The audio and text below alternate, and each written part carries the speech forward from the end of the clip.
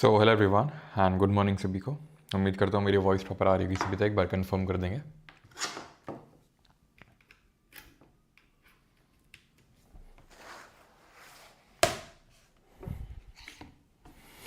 जी good morning.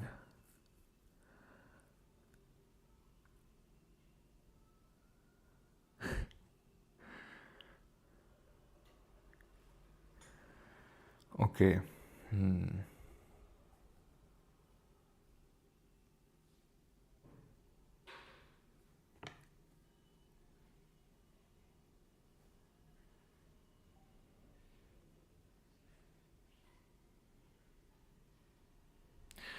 चलिए, तो आज का लेक्चर हम लोग का रहने वाला है सेकंड टॉपिक जो हम लोग करने वाले हैं। लेक्चर तो थर्ड है लेकिन टॉपिक एक तरीके से सेकंड है, जिसमें कि हम एटम और उसके स्ट्रक्चर के बारे में पढ़ने वाले हैं, यानी कि परमाणु, उसकी जो आंतरिक संरचना है उसके बारे में हम लोग यहाँ पे जानने वाले हैं। ऑलराइट, चलिए। तो उससे पहले जो हम लोगों ने कल चीज़ें पढ़ी थी उससे उस पर बेस कुछ क्वेश्चंस लगा लेते हैं, उसके बाद आगे बढ़ते हैं। तब तक पहला क्वेश्चन अटेम्प्ट करेंगे सभी लोग और आंसर देंगे कॉमेंट्स में।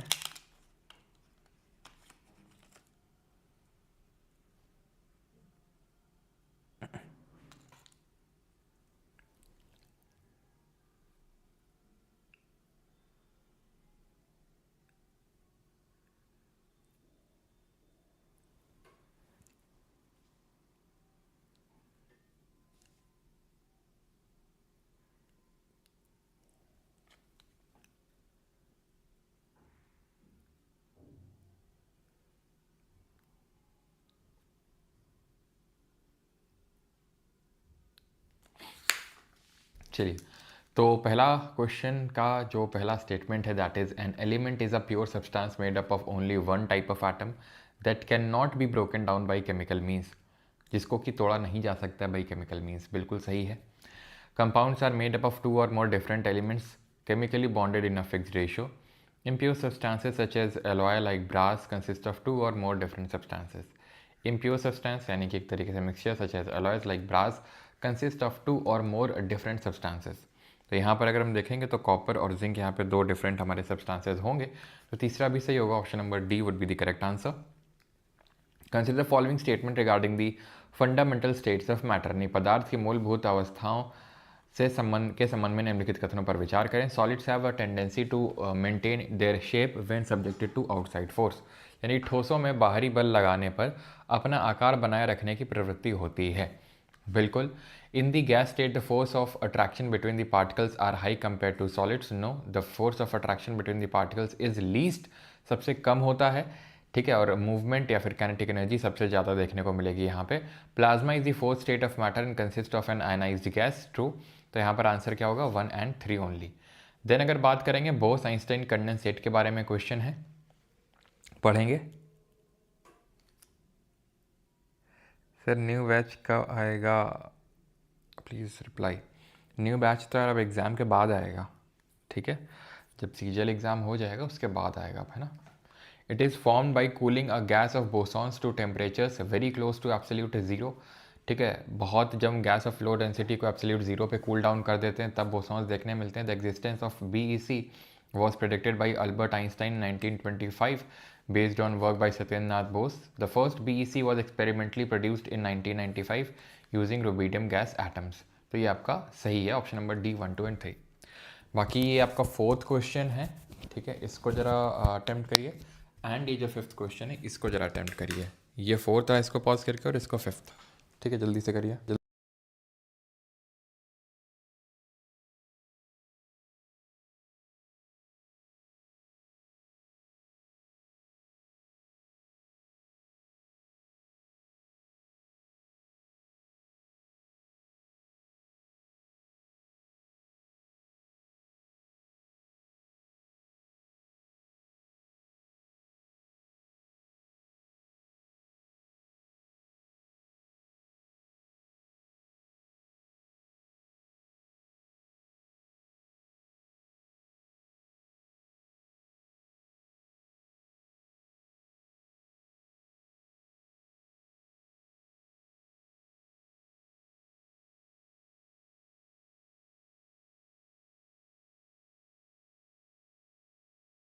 फोर्थ क्वेश्चन को अगर हम अटेम्प्ट करेंगे, ठीक है, fourth sublimation is the process of changing a solid directly into a gas, ठीक है, जहाँ पे सॉलिड डायरेक्ट गैस में चेंज होता है without passing through the liquid state.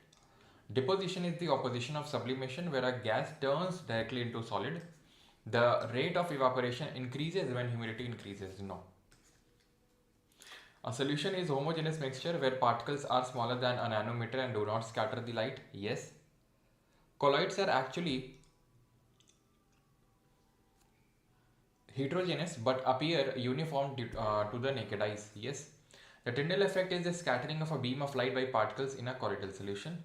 तीनों सही हैं. चलिए तो आज का लेक्चर स्टार्ट करते हैं विद एटम, ठीक है, जिसमें कि हम परमाणु के बारे में जानेंगे कि क्या होते हैं. तो जिस तरीके से हमारी सेल बेसिक फंडामेंटल यूनिट होती है किसी लिविंग बीइंग की, उसी तरीके से atoms are the smallest component of an element that are building blocks of matter.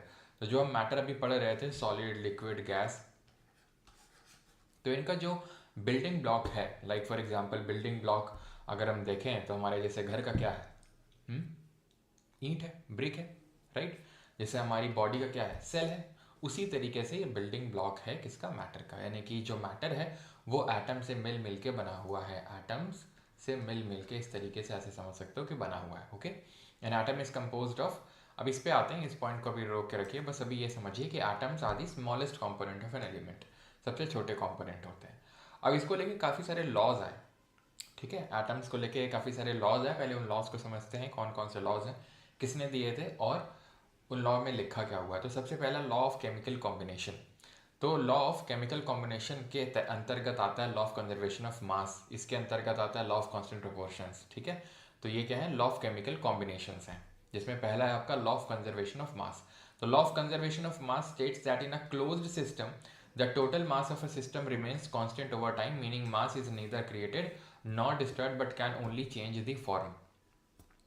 एक क्लोज सिस्टम में जैसे कि एंटनी लेवाइजियर ने कॉन्सेप्ट दिया था, तो इन्होंने किया क्या कि इन्होंने मरकरी को एक सील्ड कंटेनर में क्या किया, ठीक है, एयर था, ठीक है, उसमें बंद किया. तो क्या हुआ, यहाँ पर फॉर्म हुआ आपका ये मरकरी ऑक्साइड, ठीक है. इन्होंने मरकरी को इन अ सील्ड कंटेनर बंद किया, हीट किया विद एयर, ठीक है. जब उसको हीट किया तो ये 2HgO बना. तो इनका ये कहना था, या फिर इन्होंने ये ऑब्जर्व किया कि जो मरकरी और ऑक्सीजन का जो टोटल मास था, मरकरी और जो ऑक्सीजन जिन्होंने रिएक्टेंट लिए थे, जो लेफ्ट साइड में रिएक्शन के लिखते हैं उनको हम रिएक्टेंट बोलते हैं. ये हम केमिकल रिएक्शन और जो इक्वेशन वाला चैप्टर है वहाँ पे जानेंगे कि जो लेफ्ट साइड में लिखते हैं उनको रिएक्टेंट बोलते हैं, और जो राइट साइड में निकल के आता है वहाँ पर हम प्रोडक्ट को लिखते हैं. जो प्रोडक्ट बनता है उसको राइट साइड में लिखते हैं. तो रिएक्टेंट का mass was equal to the total mass of the products. यानी इससे हमें ये बात पता चली कि मास जो होता है किसी एक रिएक्शन में, ठीक है, इन अ क्लोज्ड सिस्टम, वो कंजर्व्ड रहता है, यानी कि चेंज नहीं होता है. जो रिएक्टेंट का होगा वही उसी के बराबर आपका प्रोडक्ट का भी होगा. बहुत सिंपल है. एंटनी लेवॉइजियर को फादर ऑफ मॉडर्न केमिस्ट्री भी बोलते हैं, ठीक है, फादर ऑफ मॉडर्न केमिस्ट्री किसको बोलते हैं, एंटनी लेवॉइजियर को. एंटनी वॉन लीवेनहॉक कौन थे, बताइए जरा कमेंट में, जिन्होंने 1674 में किसकी डिस्कवरी करी थी. अभी आते हैं लॉ ऑफ कांस्टेंट प्रोपोर्शन पे, जो कि दिया था जोसेफ प्राउस ने. इनका ये कहना था that a given chemical compound always contains it's component elements in a fixed ratio by mass. यानी ये नियम बताता है कि एक दिया गया रासायनिक यौगिक हमेशा अपने घटक तत्वों को द्रव्यमान के एक निश्चित अनुपात में रखता है, चाहे उसका स्रोत या बनाने की विधि कुछ भी हो.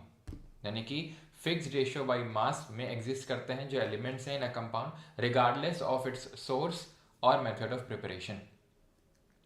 जैसे कि वाटर की बात करेंगे, इट इज़ अ कंपाउंड, ठीक है.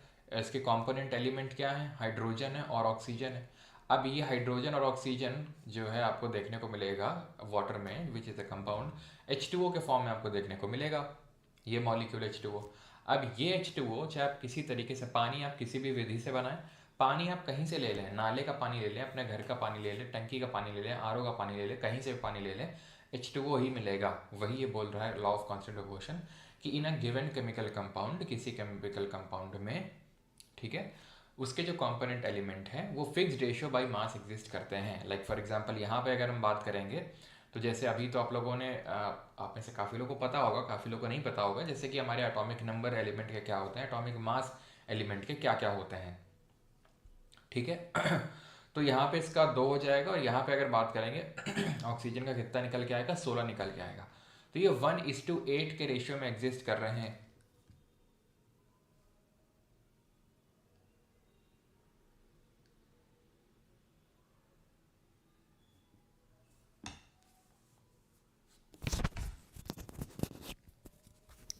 अभी ठीक है वॉइस? अभी ठीक है? अभी ठीक है वॉइस? ओके सॉरी, ठीक है। तो I am really sorry. Law of constant proportion पे आते हैं, ठीक है, मैंने ध्यान नहीं दिया, सॉरी। तो लॉ ऑफ कंजर्वेशन ऑफ मास मैं फिर से रिपीट करूं क्या? चलो, तो मैंने लॉ ऑफ कंजर्वेशन ऑफ मास पढ़ाया। देखो मैंने स्टार्ट क्या किया था, एक सेकेंड।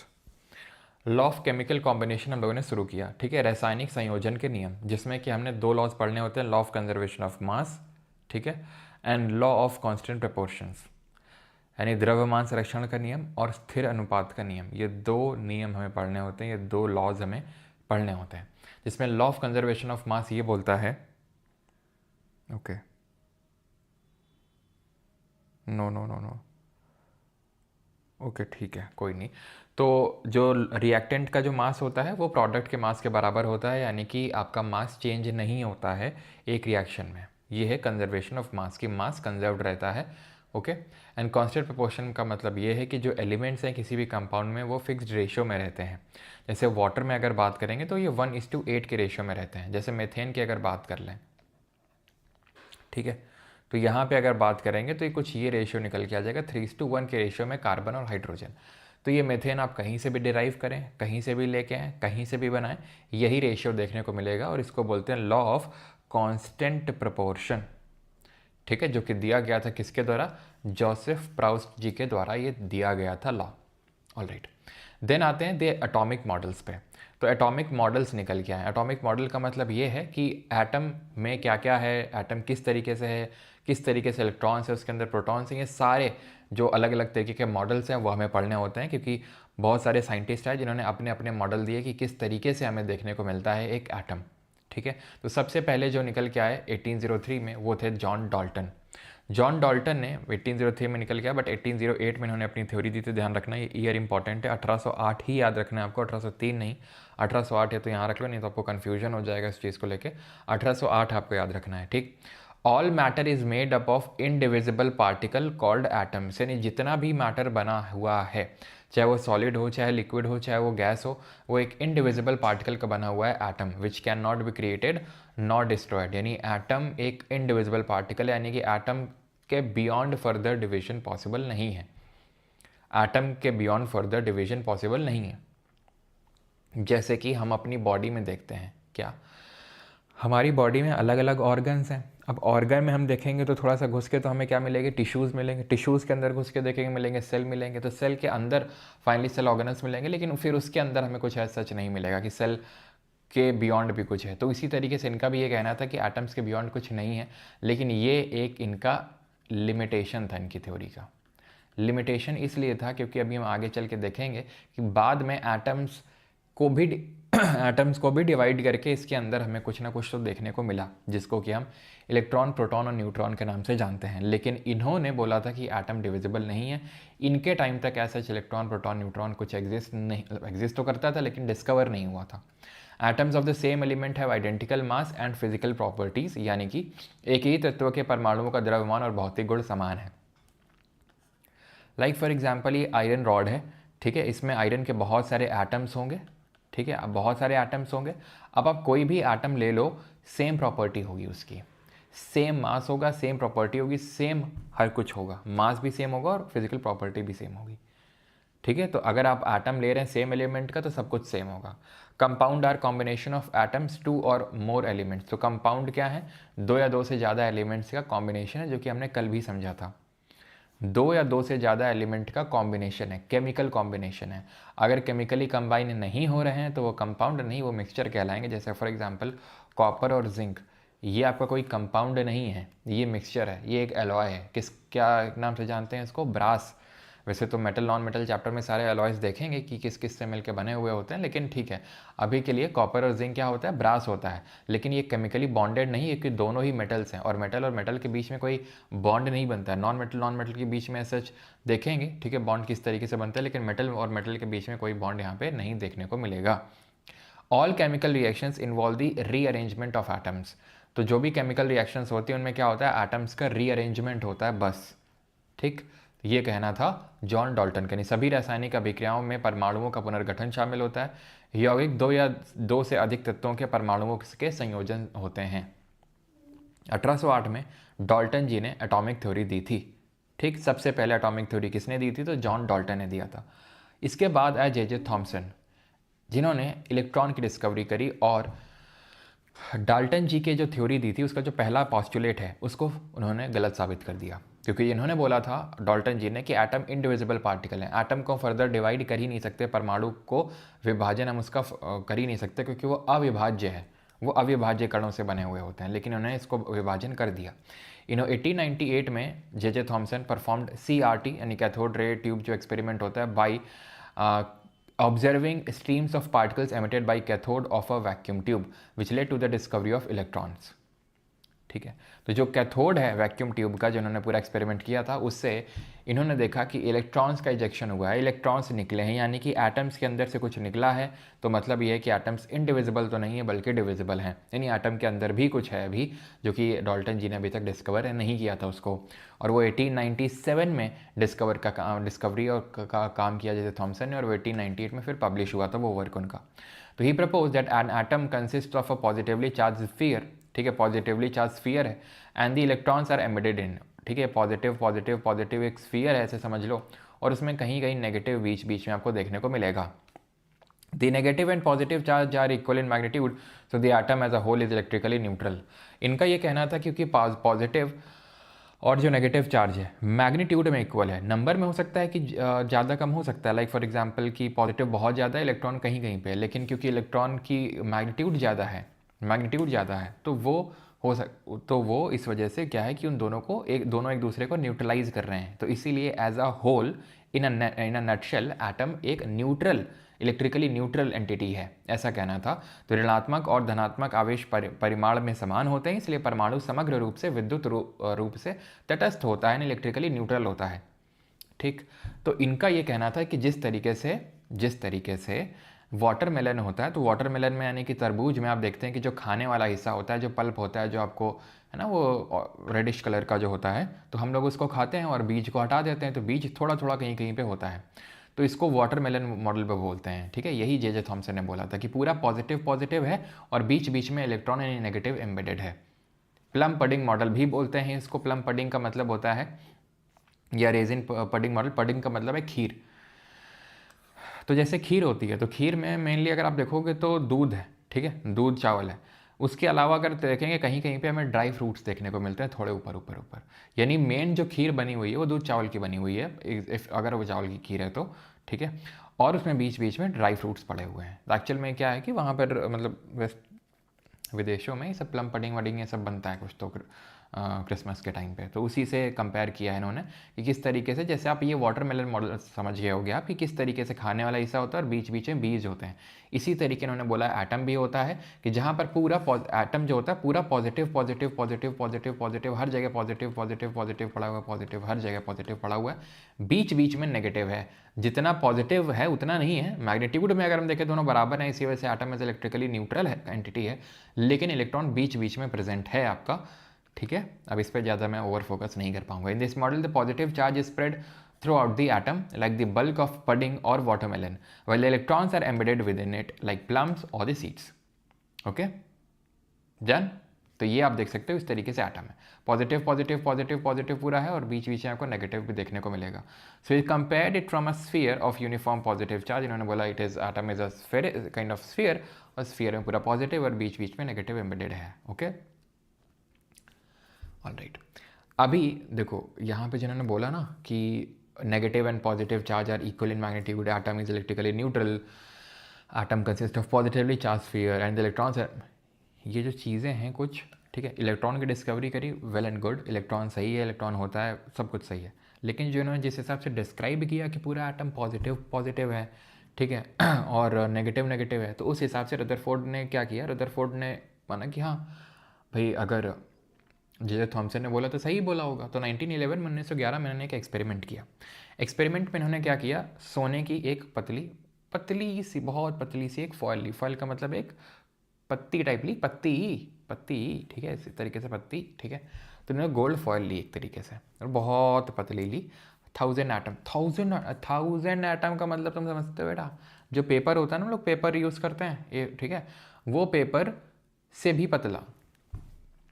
पेपर में तो ना जो अपना पेपर होता है नॉर्मल जिसमें हम लिखते हैं, वो लगभग तो लाखों, ठीक है, लाखों एटम्स थिक होता है। तो आप समझ सकते हो 1000 एटम्स थिक कितना पतला होगा, कितनी पतली फॉयल यूज़ करी होगी। अब तुम्हारे दिमाग में आएगा कि गोल्ड ही क्यों यूज़ किया, ज़्यादा अमीर थे क्या रदरफोर्ड? बात अमीरी की नहीं है, बात मैलिबिलिटी की है। मेटल नॉन मेटल जब चैप्टर पढ़ाऊंगा तो वहाँ पर मेटल की प्रॉपर्टीज़ पढ़ाऊंगा, वहाँ पर मैलिएबल, डक्टाइल, ये सब पढ़ाऊंगा। मैलिएबल का मतलब होता है, मैलिएबल का मतलब यहाँ पे लिखा भी होगा आई थिंक कहीं, ये मैलिएबल का मतलब ये होता है कि उसको, ठीक है, मैलिएबल का मतलब है कि उसको थिन शीट्स में बहुत पतला बहुत पतला बहुत पतला किया जा सकता है। जैसे आपने लोहार को देखा है, हथौड़ा मार मार के पीटता है लोहे को, ठीक है, उसी जगह पे मैं लकड़ी रख दूँ, उसी जगह पे मैं कुछ ऐसा नॉन मेटल रख दूँ उसी जगह पे, तो वो क्या है, वो पतला नहीं होगा, ठीक है, वो जैसे ही हथौड़ा पड़ेगा उसमें वो फट जाएगा, टूट जाएगा। वो यही होगा, आप बताइए मुझे, यही होगा। जैसे प्लास्टिक है, प्लास्टिक में मैं हथौड़ा मारूं तो प्लास्टिक क्या चपटी हो जाएगी? चपटी नहीं होगी, वो टूट जाएगी। वो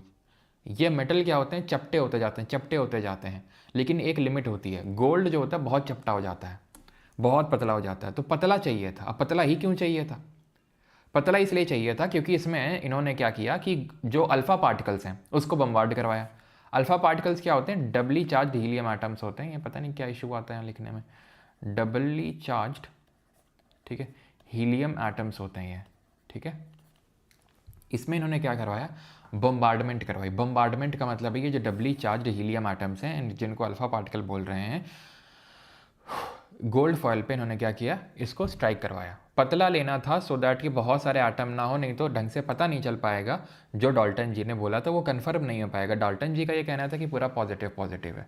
अब डाल्टन जी ने बोला था पॉजिटिव पॉजिटिव है, तो डाल्टन जी के हिसाब से रदरफोर्ड ने यहाँ से पॉजिटिव फेंक के मारा, यहाँ से पॉजिटिव फेंक के मारा। अब यहाँ पे जो एटम्स हैं गोल्ड के, तो गोल्ड के एटम्स होंगे यहाँ पे, ठीक, और रदर इनके इनके हिसाब से, डाल्टन के हिसाब से पूरा पॉजिटिव पॉजिटिव है, पॉजिटिव पॉजिटिव है, पॉजिटिव पॉजिटिव है। तो you should always no, if you don't know, कि लाइक ऑलवेज रिपल्स, यानी लाइक चार्जेस ऑलवेज रिपल, ठीक है, and unlike charges attract each other. Like charges का मतलब है जैसे पॉजिटिव पॉजिटिव, नेगेटिव नेगेटिव, ये एक दूसरे को रिपेल करते हैं, दूर भागते हैं। लाइक फॉर एग्जांपल लड़का लड़का दूर भागेंगे, लड़की लड़की दूर भागेंगे, लेकिन लड़का लड़की पास आएंगे। मतलब इस तरीके से आप एक एनालॉजी ड्रॉ कर सकते हैं समझने के लिए, अगर आपको नहीं पता है तो। वैसे तो आई होप पता होगा, इतना तो स्कूल की चीज़ें याद रही जाती हैं। तो पॉजिटिव नेगेटिव अट्रैक्ट करते हैं। तो ये पॉजिटिव है पूरा, ये इसके अंदर पॉजिटिव भरा हुआ है, तो इनके हिसाब से, और कहीं कहीं पे नेगेटिव है, तो इनके हिसाब से ये था, इनके ये हिसाब से था कि जब मैं मारूंगा तो भागेंगे, इधर इधर की ओर भागेंगे। क्यों? क्योंकि ये पॉजिटिव इधर से गया, इधर भी पॉजिटिव पड़ा हुआ है, तो इधर इसको रिपेल करवा देगा, दूर भगा देगा इसको, ठीक है, दूर भगा देगा। जहाँ कहीं कहीं पे नेगेटिव है वो पास बुला लेगा। नहीं तो ज़्यादातर तो, क्योंकि इन्होंने बोला था, आप देखो कि पॉजिटिव चार्ज स्फीयर है, पूरा पॉजिटिव चार्ज है, पूरा पॉजिटिव चार्ज है, पूरा पॉजिटिव चार्ज है, हर जगह पॉजिटिव पॉजिटिव पॉजिटिव है। इधर गया स्ट्राइक किया, इधर गया स्ट्राइक किया, ठीक है, इधर गया स्ट्राइक किया, बस कहीं कहीं पे इलेक्ट्रॉन, इधर गया स्ट्राइक किया। तो इनके हिसाब से क्या इन्होंने सोचा था, लाइक होता है ना कि एक्सपेक्टेशंस क्या थी और रियलिटी में फिर क्या देखने को मिला। तो एक्सपेक्टेशंस तो ये थी कि ज़्यादातर अल्फ़ा पार्टिकल वापस आ जाएंगे, लेकिन ऐसा हुआ नहीं। क्या हुआ? हुआ ये कि ज़्यादातर अल्फ़ा पार्टिकल एक्चुअल में आगे निकल गए, वो वापस आए ही नहीं। ज़्यादातर क्या हुए, वो आगे निकल गए। कुछ थे जो कि हल्का सा डिफ्लेक्ट हुए, कुछ थे हल्का सा डिफ्लेक्ट हुए, और कुछ थे बहुत भयंकर तरीके से लगभग 180 डिग्री में वापस आ गए। यानी कि उन्होंने क्या कंक्लूड किया, क्या ऑब्जर्व किया? The majority of alpha particles went through the gold foil without any deflection, however a small number of alpha particles were slightly defected from the original path, यानी ज़्यादातर निकल गए, कुछ स्लाइटली डिफ्लेक्ट हुए, थोड़ा सा डिफ्लेक्शन उनमें देखने मिला. A few alpha particles were deflected at small angles and large angles indicating the presence of a dense positively charge nucleus. A very few were deflected in backwards at an angle greater than 90 degree. ज़्यादातर सब आगे निकल गए, देख सकते हैं, ज़्यादातर सब आगे निकल गए, ज़्यादातर सब आगे निकल गए. ठीक, कुछ थे जो डिफ्लेक्ट कर गए एंड कुछ, ठीक है, कुछ थे डिफ्लेक्ट कर गए, कुछ थे जो एकदम ही बैक मार दिए, बहुत 90 डिग्री से के ज़्यादा एंगल से डिफ्लेक्ट कर गए. अब यहाँ पे अगर आप मैं जूम करूँ, अब आप ध्यान से देखो, पॉजिटिव है ये पॉजिटिव है, ठीक है. अब ध्यान से देखना यहाँ पे, तो आप, उन्होंने क्या बोला था पहले जो आए थे थॉमसन जी ने, कि हर जगह पॉजिटिव होता तो ये वापस आ जाता, लेकिन यहाँ पे देखो ज़्यादातर पॉजिटिव नहीं है. इन्होंने ये ऑब्जर्व किया कि ज़्यादातर अगर आगे निकल गए हैं, डिफ्लेक्ट नहीं हुए, इसका मतलब है कि एटम खाली पड़ा हुआ है, एटम खाली पड़ा हुआ है, खाली है, कुछ है ही नहीं उसके अंदर, तभी तो भाग गए. और कुछ डिफ्लेक्ट हो रहे हैं और कुछ 90 डिग्री, मतलब कि कुछ जो ये इसके पास से, ये पॉजिटिव है, ये भी पॉजिटिव है, तो जो इसके पास से गुजरेंगे हल्का से डिफ्लेक्ट करेंगे, जो इसके सीधे एकदम हेड ऑन कोलिजन करेंगे, इससे सीधा जाके टकरा जाएंगे. सीधा टकराया नहीं तो इसके पास से गुजरे थे, यहाँ पे सीधा टकरा रहे हैं, तो ये क्या है कि वापस आ गए ये. ठीक, तो रदरफोर्ड जी ने कंक्लूड किया कि एक जो एटम होता है, यहाँ दिख रहा है ना, ये जो एक एटम होता है, ये एटम होता है, ये पूरा खाली होता है अंदर से. इसका अंदर, इसके अंदर, इसके केंद्र में, इसके बिल्कुल केंद्र में, सेंटर में एक पॉजिटिव चार्ज स्फीयर है. पॉजिटिव चार्ज है कुछ तो है, जिसको इन्होंने न्यूक्लियस बोला. और ये पॉजिटिव की वजह से ही हल्का डिफ्लेक्शन, और कुछ बहुत ही रेयर जो हैं वो पूरी तरीके से वापस आए हैं, टर्न बैक हुए हैं. यानी कि इन्होंने कंक्लूड किया क्या, कि जो एक एटम होता है वो खाली होता है, उसके अंदर पॉजिटिव चार्ज स्फीयर होता है जिसको न्यूक्लियस बोला, और इलेक्ट्रॉन्स उसके अराउंड घूम रहे हैं. ये माइनस माइनस दिख रहा है आपको, ये माइनस माइनस लाइन्स ही इलेक्ट्रॉन्स को शोकेस कर रही हैं. ठीक है, तो यहाँ से इन्होंने क्या किया कि न्यूक्लियस की इन्होंने डिस्कवरी करी. तो यहाँ पर आप फिर से इस एक्सपेरिमेंट को देख सकते हैं कि किस तरीके से अल्फा रे लिया इन्होंने. ये गोल्ड फॉयल थी, ठीक है. गोल्ड फॉयल में जब इन्होंने स्ट्राइक करवाया तो देखा इन्होंने कि ज़्यादातर निकल गए. ये पूरे एटम्स हैं, ये जो आप देख रहे हैं बॉल्स रखी हुई एटम्स, और ये जो सेंटर में जो डॉट बना हुआ है ना, ये सेंटर में जो डॉट बना हुआ है, ये न्यूक्लियस है, उसका पॉजिटिव चार्ज. तो जो न्यूक्लियस में स्ट्राइक कर रहा है, जैसे ये हल्का सा पास से गया तो डिफ्लेक्ट हो गया, जो न्यूक्लियस में स्ट्राइक करेगा जाके, जैसे ये वाला देखो, ये वाला देख रहे हो तुम, ये वाला रिफ्लेक्टेड बीम, ये गया और सीधे वापस आ गया, क्योंकि उसमें सीधे जाके वो लड़ गया. बाकी तो सब निकल जाएंगे. देखो यहाँ से कोई जाएगा निकल जाएगा, यहाँ से जाएगा निकल जाएगा, यहाँ से जाएगा निकल जाएगा, यहाँ से निकल जाएगा, यहाँ से निकल जाएगा, यहाँ से निकल जाएगा. जब ये यहाँ पे आएगा तो डिफ्लेक्ट होगा, जब ये यहाँ पे आएगा तो डिफ्लेक्ट होगा, और जब यहाँ पे आएगा तब पूरा ही क्या कर जाएगा, रिफ्लेक्ट बैक कर जाएगा. तो यहाँ से इन्होंने क्या कंक्लूड किया, यहाँ से कंक्लूड किया कि एक atom has a positively charge centre called as the nucleus, यानी कि जो एक परमाणु है उसमें धन आवेशित केंद्र होता है जिसे नाभिक कहा जाता है, where nearly all the atom's mass is concentrated, जहाँ परमाणु का लगभग सारा द्रव्यमान केंद्रित होता है. Electrons revolve around the nucleus in circular paths, यानी कि जो इलेक्ट्रॉन्स हैं वो हमारे सर्कुलर पाथ में, जैसे कि हमारा ये न्यूक्लियस हो गया, ये एटम है, इसके अंदर न्यूक्लियस, और इसके अराउंड इस तरीके से ऐसे पाथ बने हुए हैं. पाथ मतलब जिनको ऑर्बिट बोलते हैं, वो ऑर्बिट जो है, यानी जो कक्ष हैं, वहाँ पे जो हमारे इलेक्ट्रॉन्स हैं वो रिवॉल्व कर रहे हैं, वो घूम रहे हैं, वो चक्कर लगा रहे हैं. जिस तरीके से हमारी अर्थ हमारे सन के अराउंड में रिवॉल्व करती है, किस पाथ में, ज़रा बताइए वो कैसा पाथ होता है, सर्कुलर होता है, कैसा होता है. तो ये सन होता है, और हमारी अर्थ जो है किस तरीके से यहाँ पे, ये अर्थ निराश क्यों है, तो ये अर्थ जो है इसके अराउंड में घूम रही है, इसके अराउंड में घूम रही है, रिवॉल्व कर रही है in N elliptical orbit. Elliptical orbit है, दीर्घवृत्ताकार उसका पथ था, लेकिन यहाँ कैसे है, सर्कुलर ऑर्बिट है. ठीक, nucleus is extremely small compare to the overall size of an atom. वो तो यहाँ पर हम देख ही पा रहे हैं कितना छोटू सा है, केंद्र में बैठा हुआ है जो न्यूक्लियस है, जहाँ पे पूरा मास, ध्यान रखना, जहाँ पे कंटेनिंग ओवरऑल, ठीक है, एंटायर मास, जो पूरा मास है एटम का वो सेंटर में रिसाइड करता है, वही न्यूक्लियस में, entire mass of an atom. ठीक, क्लियर है. ऑलराइट, चलिए. हाँ, झगड़ा हो रहा है ना काफ़ी ज़्यादा, तो अर्थ इसलिए नाराज़ होगी. तो ये आप यहाँ पे देख सकते हैं. तो यहाँ पे केंद्र में एक्चुअली पूरा मास है न्यूक्लियस में, जहाँ पे पॉजिटिव और ये क्या है, नेगेटिव तो है नहीं, ये क्या है, ये है न्यूट्रल. जो पॉजिटिव है उसको प्रोटॉन बोलते हैं, तो प्रोटॉन की डिस्कवरी का क्रेडिट भी नहीं रदरफोर्ड को जाता है. और जो ये आपको कुछ नहीं है वो है न्यूट्रॉन, और इसके अराउंड ये एक ऑर्बिट है, ये एक ऑर्बिट है, इसमें क्या घूम रहे हैं, इलेक्ट्रॉन्स घूम रहे हैं इसके अराउंड में. ठीक है। तो ये शेल है जिसको कि हम ऑर्बिट बोलते हैं, जो पाथ है आपका शेल ऑर्बिट पाथ। ओके, ध्यान रखेंगे। फिर से मैं रिपीट कर रहा हूँ कि पूरा एटम का मास उसके केंद्र में है, जो कि बहुत छोटी सी स्पेस लेके बैठा हुआ है, जिसमें कि प्रोटॉन है और न्यूट्रॉन है, जिसमें प्रोटॉन और न्यूट्रॉन है, और जो इलेक्ट्रॉन है वो इसके अराउंड में घूम रहा है इसके अराउंड में चक्कर लगा रहा है, रिवॉल्व कर रहा है पाथ में, फिक्स्ड पाथ में, जो कि सर्कुलर नेचर के हैं, और उन पाथ को हम ऑर्बिट या शेल बोलते हैं। डन। ठीक, ध्यान ये रखेंगे कि ये जो न्यूक्लियस है, जो प्लस यानी प्रोटॉन प्लस न्यूट्रॉन, इन दोनों को मिला के बोलते हैं न्यूक्लियॉन। इन दोनों को मिला के क्या बोल देते हैं? न्यूक्लियॉन बोल देते हैं। ठीक है। ड्रॉबैक्स क्या थे? जैसे जे जे थॉमसन के ड्रॉबैक ये थे कि इन्होंने ये एक्सप्लेन नहीं कर पाए थे, मतलब एक्चुअल में इनका ये कहना था उनका जे जे थॉमसन का कि पूरा जो एटम है वो पॉजिटिवली चार्ज स्फीयर है और इलेक्ट्रॉन कहीं कहीं पे, जो वाटरमेलन मॉडल या फिर प्लम पडिंग मॉडल हमने देखा, लेकिन रदरफोर्ड ने इसको गलत प्रूव कर दिया। उन्होंने बोला कि ऐसा नहीं है कि पूरा पॉजिटिव पॉजिटिव पॉजिटिव तो बस छोटी सी जगह है न्यूक्लियस में, बस वहीं पे छोटी सी जगह, ये छोटी सी जगह है जहाँ पर पॉजिटिव है और जहाँ पे न्यूट्रल है। यानी कि ओवरऑल न्यूक्लियस कैसा होगा, तुम मुझे बताओ, पॉजिटिव होगा कि नहीं होगा?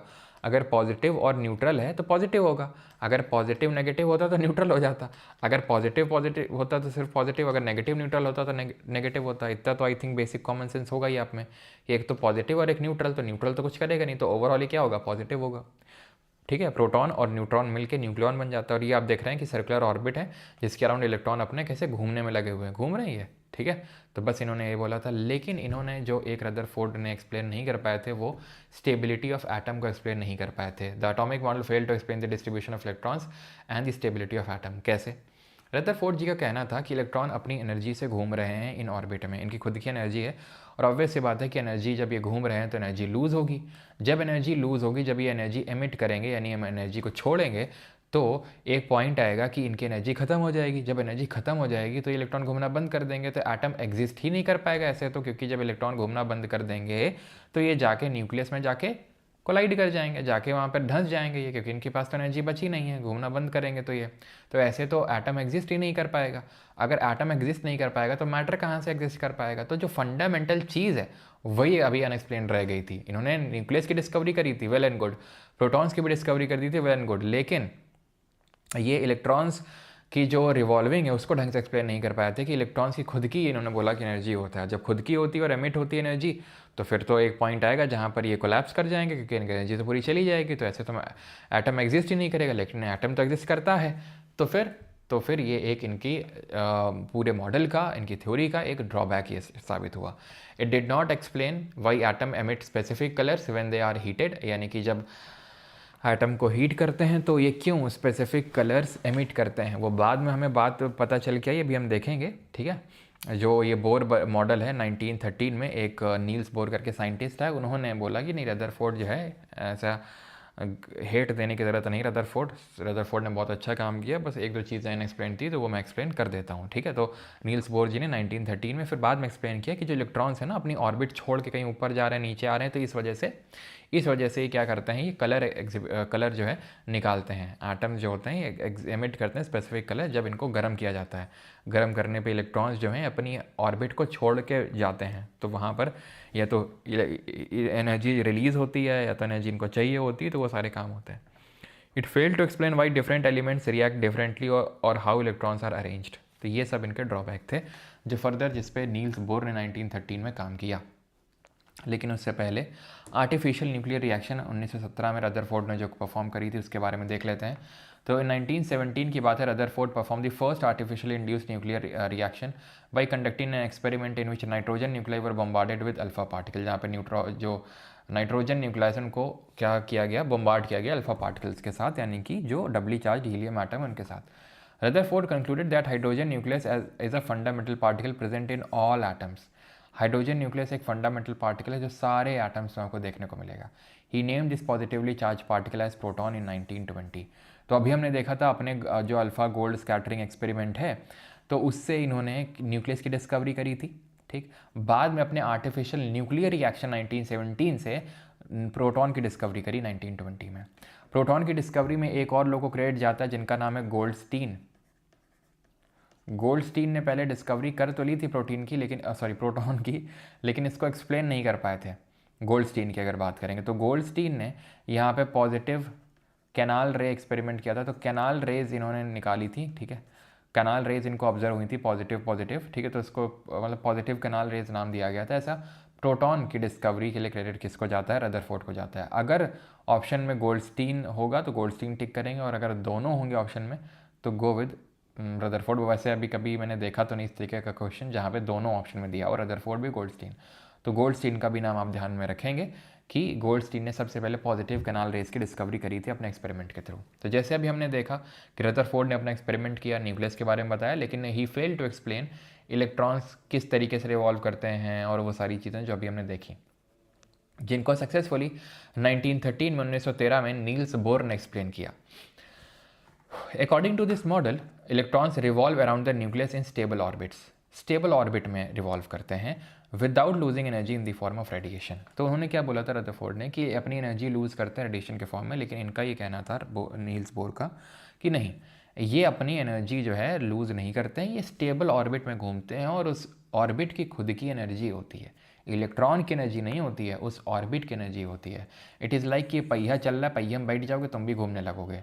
ऐसा नहीं है कि वो पहिया बैठा हुआ है और तुम घूम रहे हो ना, वो पहिया घूम रहा है इसलिए तुम घूम रहे हो, ठीक है। तो ये है, तो वो पहिया एक्चुअल में घूम रहा है, यानी वो ऑर्बिट घूम रहा है।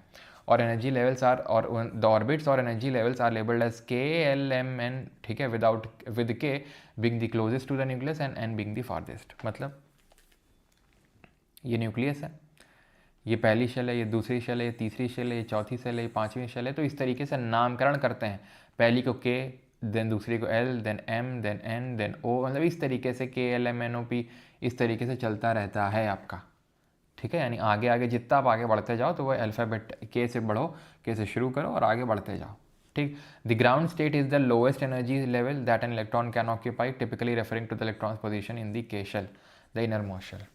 तो ग्राउंड स्टेट होती है, ग्राउंड स्टेट का मतलब इलेक्ट्रॉन की जो ओरिजिनल पोजीशन होती है जिस शेल में, उसको ग्राउंड स्टेट बोलते हैं।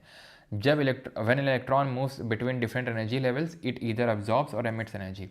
जैसे कि ये न्यूक्लियस है, ये एक ऑर्बिट है, ये ऑर्बिट है, ये ऑर्बिट है। अब इसमें कोई इलेक्ट्रॉन घूम, मान लो कि बीच वाली है, बीच वाली में कोई इलेक्ट्रॉन है, वो इधर भी आ सकता है, वो नीचे भी जा सकता है, it depends. When an electron falls from a higher energy level to a lower one, it emits energy. Like for example, ये न्यूक्लियस है, ठीक, ये एक शेल है, ये एक शेल है। अब कोई इलेक्ट्रॉन यहाँ से अपनी नीचे वाली ऑर्बिट में जा रहा है तो वो क्या करेगा? एनर्जी एमिट करेगा, ठीक। और अगर वो कूद के अपनी नेक्स्ट ऑर्बिट में जा रहा है तो उसको एनर्जी लगेगी, it will absorb the energy, ठीक। तो ये नील्स बोर जी ने एक्सप्लेन किया। ये हिंदी में लिखा हुआ है कि इलेक्ट्रॉन नाभिक के चारों ओर स्थिर कक्षाओं में बिना विकिरण के रूप में ऊर्जा खोए चक्कर लगाते हैं। इन कक्षाओं या ऊर्जा स्तर को हम के एल एम एन ओ इस तरीके से रिप्रेजेंट करते हैं।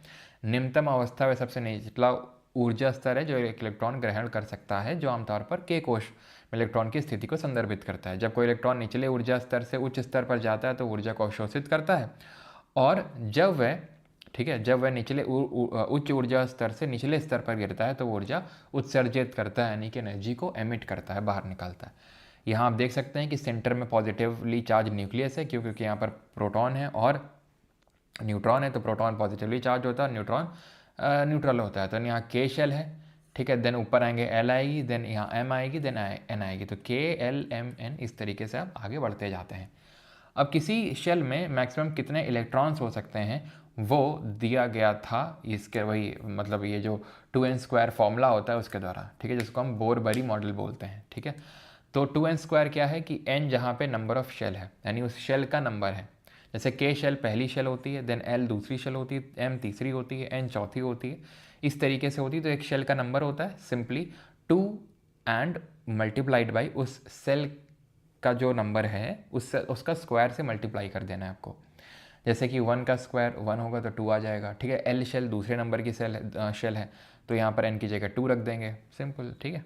तो m शेल थर्ड नंबर की शेल है, n फोर्थ नंबर की शेल है, एंड सो ऑन। इस तरीके से विल गेट कि मैक्सिमम इलेक्ट्रॉन्स कितने ऑक्यूपाई हो सकते हैं किसी एक शेल में, ठीक है, वो उस शेल के नंबर से हमें पता लगता है 2n² फॉर्मूले से, ठीक है।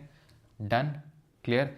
सो we have seen the electron का डिस्कवरी, प्रोटॉन का डिस्कवरी, इसी तरीके से न्यूट्रॉन की डिस्कवरी जेम्स चैडविक ने करी थी, ध्यान रखना है आपने, 1932 में, ठीक है, 1932 में डिस्कवरी हुई थी किसकी? न्यूट्रॉन की, ओके। क्लियर है यहाँ तक? तो याद कैसे रखते हैं हम लोग? याद रखते हैं ऐसे, ईंट पर नाच। कैसे याद रखते हैं? ईंट पर नाच। इलेक्ट्रॉन की डिस्कवरी थॉमसन ने करी, प्रोटॉन की डिस्कवरी रदरफोर्ड ने करी, न्यूट्रॉन की डिस्कवरी चैडविक ने करी। ईंट पर नाच, ठीक है। पॉजिट्रॉन ये क्या होता है? तो पॉजिट्रॉन एक एंटी पार्टिकल है, ठीक है। एंटी पार्टिकल क्या होता है? तो हर एक सब एटॉमिक पार्टिकल के लिए जो हमारे इलेक्ट्रॉन प्रोटॉन न्यूट्रॉन होते हैं, कुछ ना कुछ सब एटॉमिक एंटी पार्टिकल होते हैं। सब एटॉमिक पार्टिकल ऐसा नहीं, 3 ही होते हैं, इलेक्ट्रॉन प्रोटॉन न्यूट्रॉन।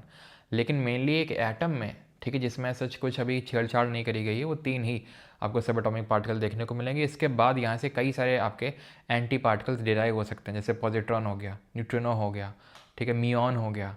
बहुत सारे एंटी पार्टिकल आपके एग्जिस्ट करते हैं। पॉजिट्रॉन की डिस्कवरी 1932 में कार्ल एंडरसन द्वारा करी थी। पॉजिट्रॉन इलेक्ट्रॉन का भाई है, बस इसका चार्ज पॉजिटिव है। बस इसका चार्ज पॉजिटिव है, ध्यान रखना। इलेक्ट्रॉन के बिल्कुल सिमिलर है, लेकिन इसका चार्ज पॉजिटिव है।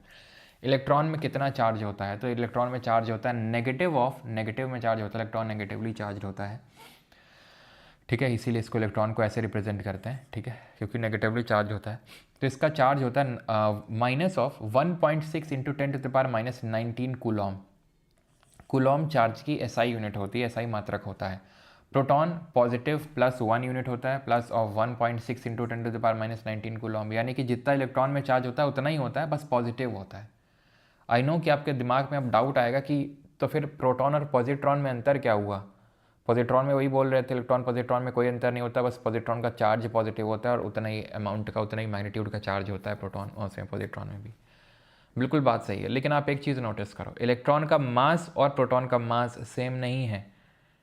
इलेक्ट्रॉन का मास, इलेक्ट्रॉन का चार्ज और प्रोटॉन का चार्ज सेम है, मतलब एक तरीके से मैग्नीट्यूड सेम है, बस चार्ज डिफर कर रहा है कि वो माइनस में इलेक्ट्रॉन में और प्रोटॉन में पॉजिटिव में। सेम तरीके से पॉजिट्रॉन में भी इतना ही चार्ज होता है, पॉजिटिव में होता है, लेकिन पॉजिट्रॉन का मास इलेक्ट्रॉन के बराबर होता है, लेकिन प्रोटॉन का मास इलेक्ट्रॉन के बराबर नहीं होता है। इलेक्ट्रॉन बहुत हल्का होता है प्रोटॉन के कंपैरिजन में। कितना हल्का होता है? कोई गेस? 2000 टाइम्स, ठीक है।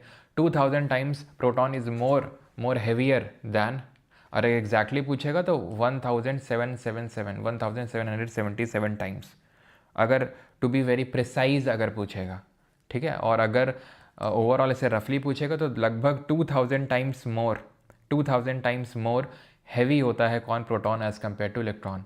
Same goes for neutron also, जितना प्रोटॉन होता है उतना ही न्यूट्रॉन का मास होता है। एग्जैक्टली अगर आप देखोगे तो सेम ही आपको देखने को मिलेगा, and that is 1.67 × 10⁻⁻27 kgs। Electron का मास होता है 9.1 × 10⁻31 kgs, ठीक है। तो यानी अगर इसका 1 एटॉमिक यूनिट मास है इनका दोनों का, क्योंकि प्रोटॉन न्यूट्रॉन का बराबर है, तो 1/1840 यूनिट्स, यानी कि भाई 2000 टाइम्स कम, ये मतलब कम भारी है, या फिर 2000 टाइम्स हल्का है electron as compare to proton neutron. तो इलेक्ट्रॉन और प्रोटॉन का चार्ज का मैग्नीट्यूड बराबर है, और प्रोटॉन और न्यूट्रॉन इन दोनों का चार्ज का मैग्नीट्यूड बराबर है, और इन दोनों का मास बराबर है, ठीक है। प्रोटॉन और न्यूट्रॉन दोनों न्यूक्लियस में बैठे हुए होते हैं, प्रोटॉन और न्यूट्रॉन दोनों न्यूक्लियस में बैठे होते हैं, न्यूक्लियॉन बनाते हैं, ठीक है। इलेक्ट्रॉन क्या होता है? घूम रहा है, एक्स्ट्रा न्यूक्लियर पार्ट है, यानी कि उसके अराउंड घूम रहा है, तो एक्स्ट्रा न्यूक्लियर है, केंद्र में नहीं है, न्यूक्लियस में नहीं है वो। Neutron's mass is approximately this much greater than that of electron. Neutron are subatomic particles that are found in the nucleus of every atom except for hydrogen. Hydrogen ही एक ऐसा आपको एटम देखने को मिलेगा जिसके अंदर कोई न्यूट्रॉन होता ही नहीं है। कैसे नहीं होता अभी देखते हैं, ठीक है। Which only has a proton its nucleus, इसमें कि सिर्फ प्रोटॉन है उसके न्यूक्लियस में। Protons and neutrons are collectively known as nucleon, जो कि अभी हमने पीछे बार बार मैं आपसे वही रिपीट भी कर रहा हूँ। आयंस क्या होते हैं? Water ions. पहले यहाँ तक बताओ क्लियर है सबको कि नहीं क्लियर है? जल्दी से बताओ, यहाँ तक क्लियर सबको?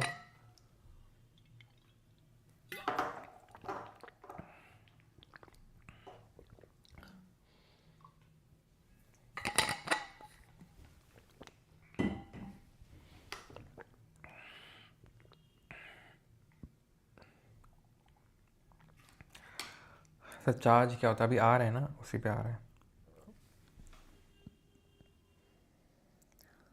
एलपीजी शॉर्टेज समझा नहीं मैं।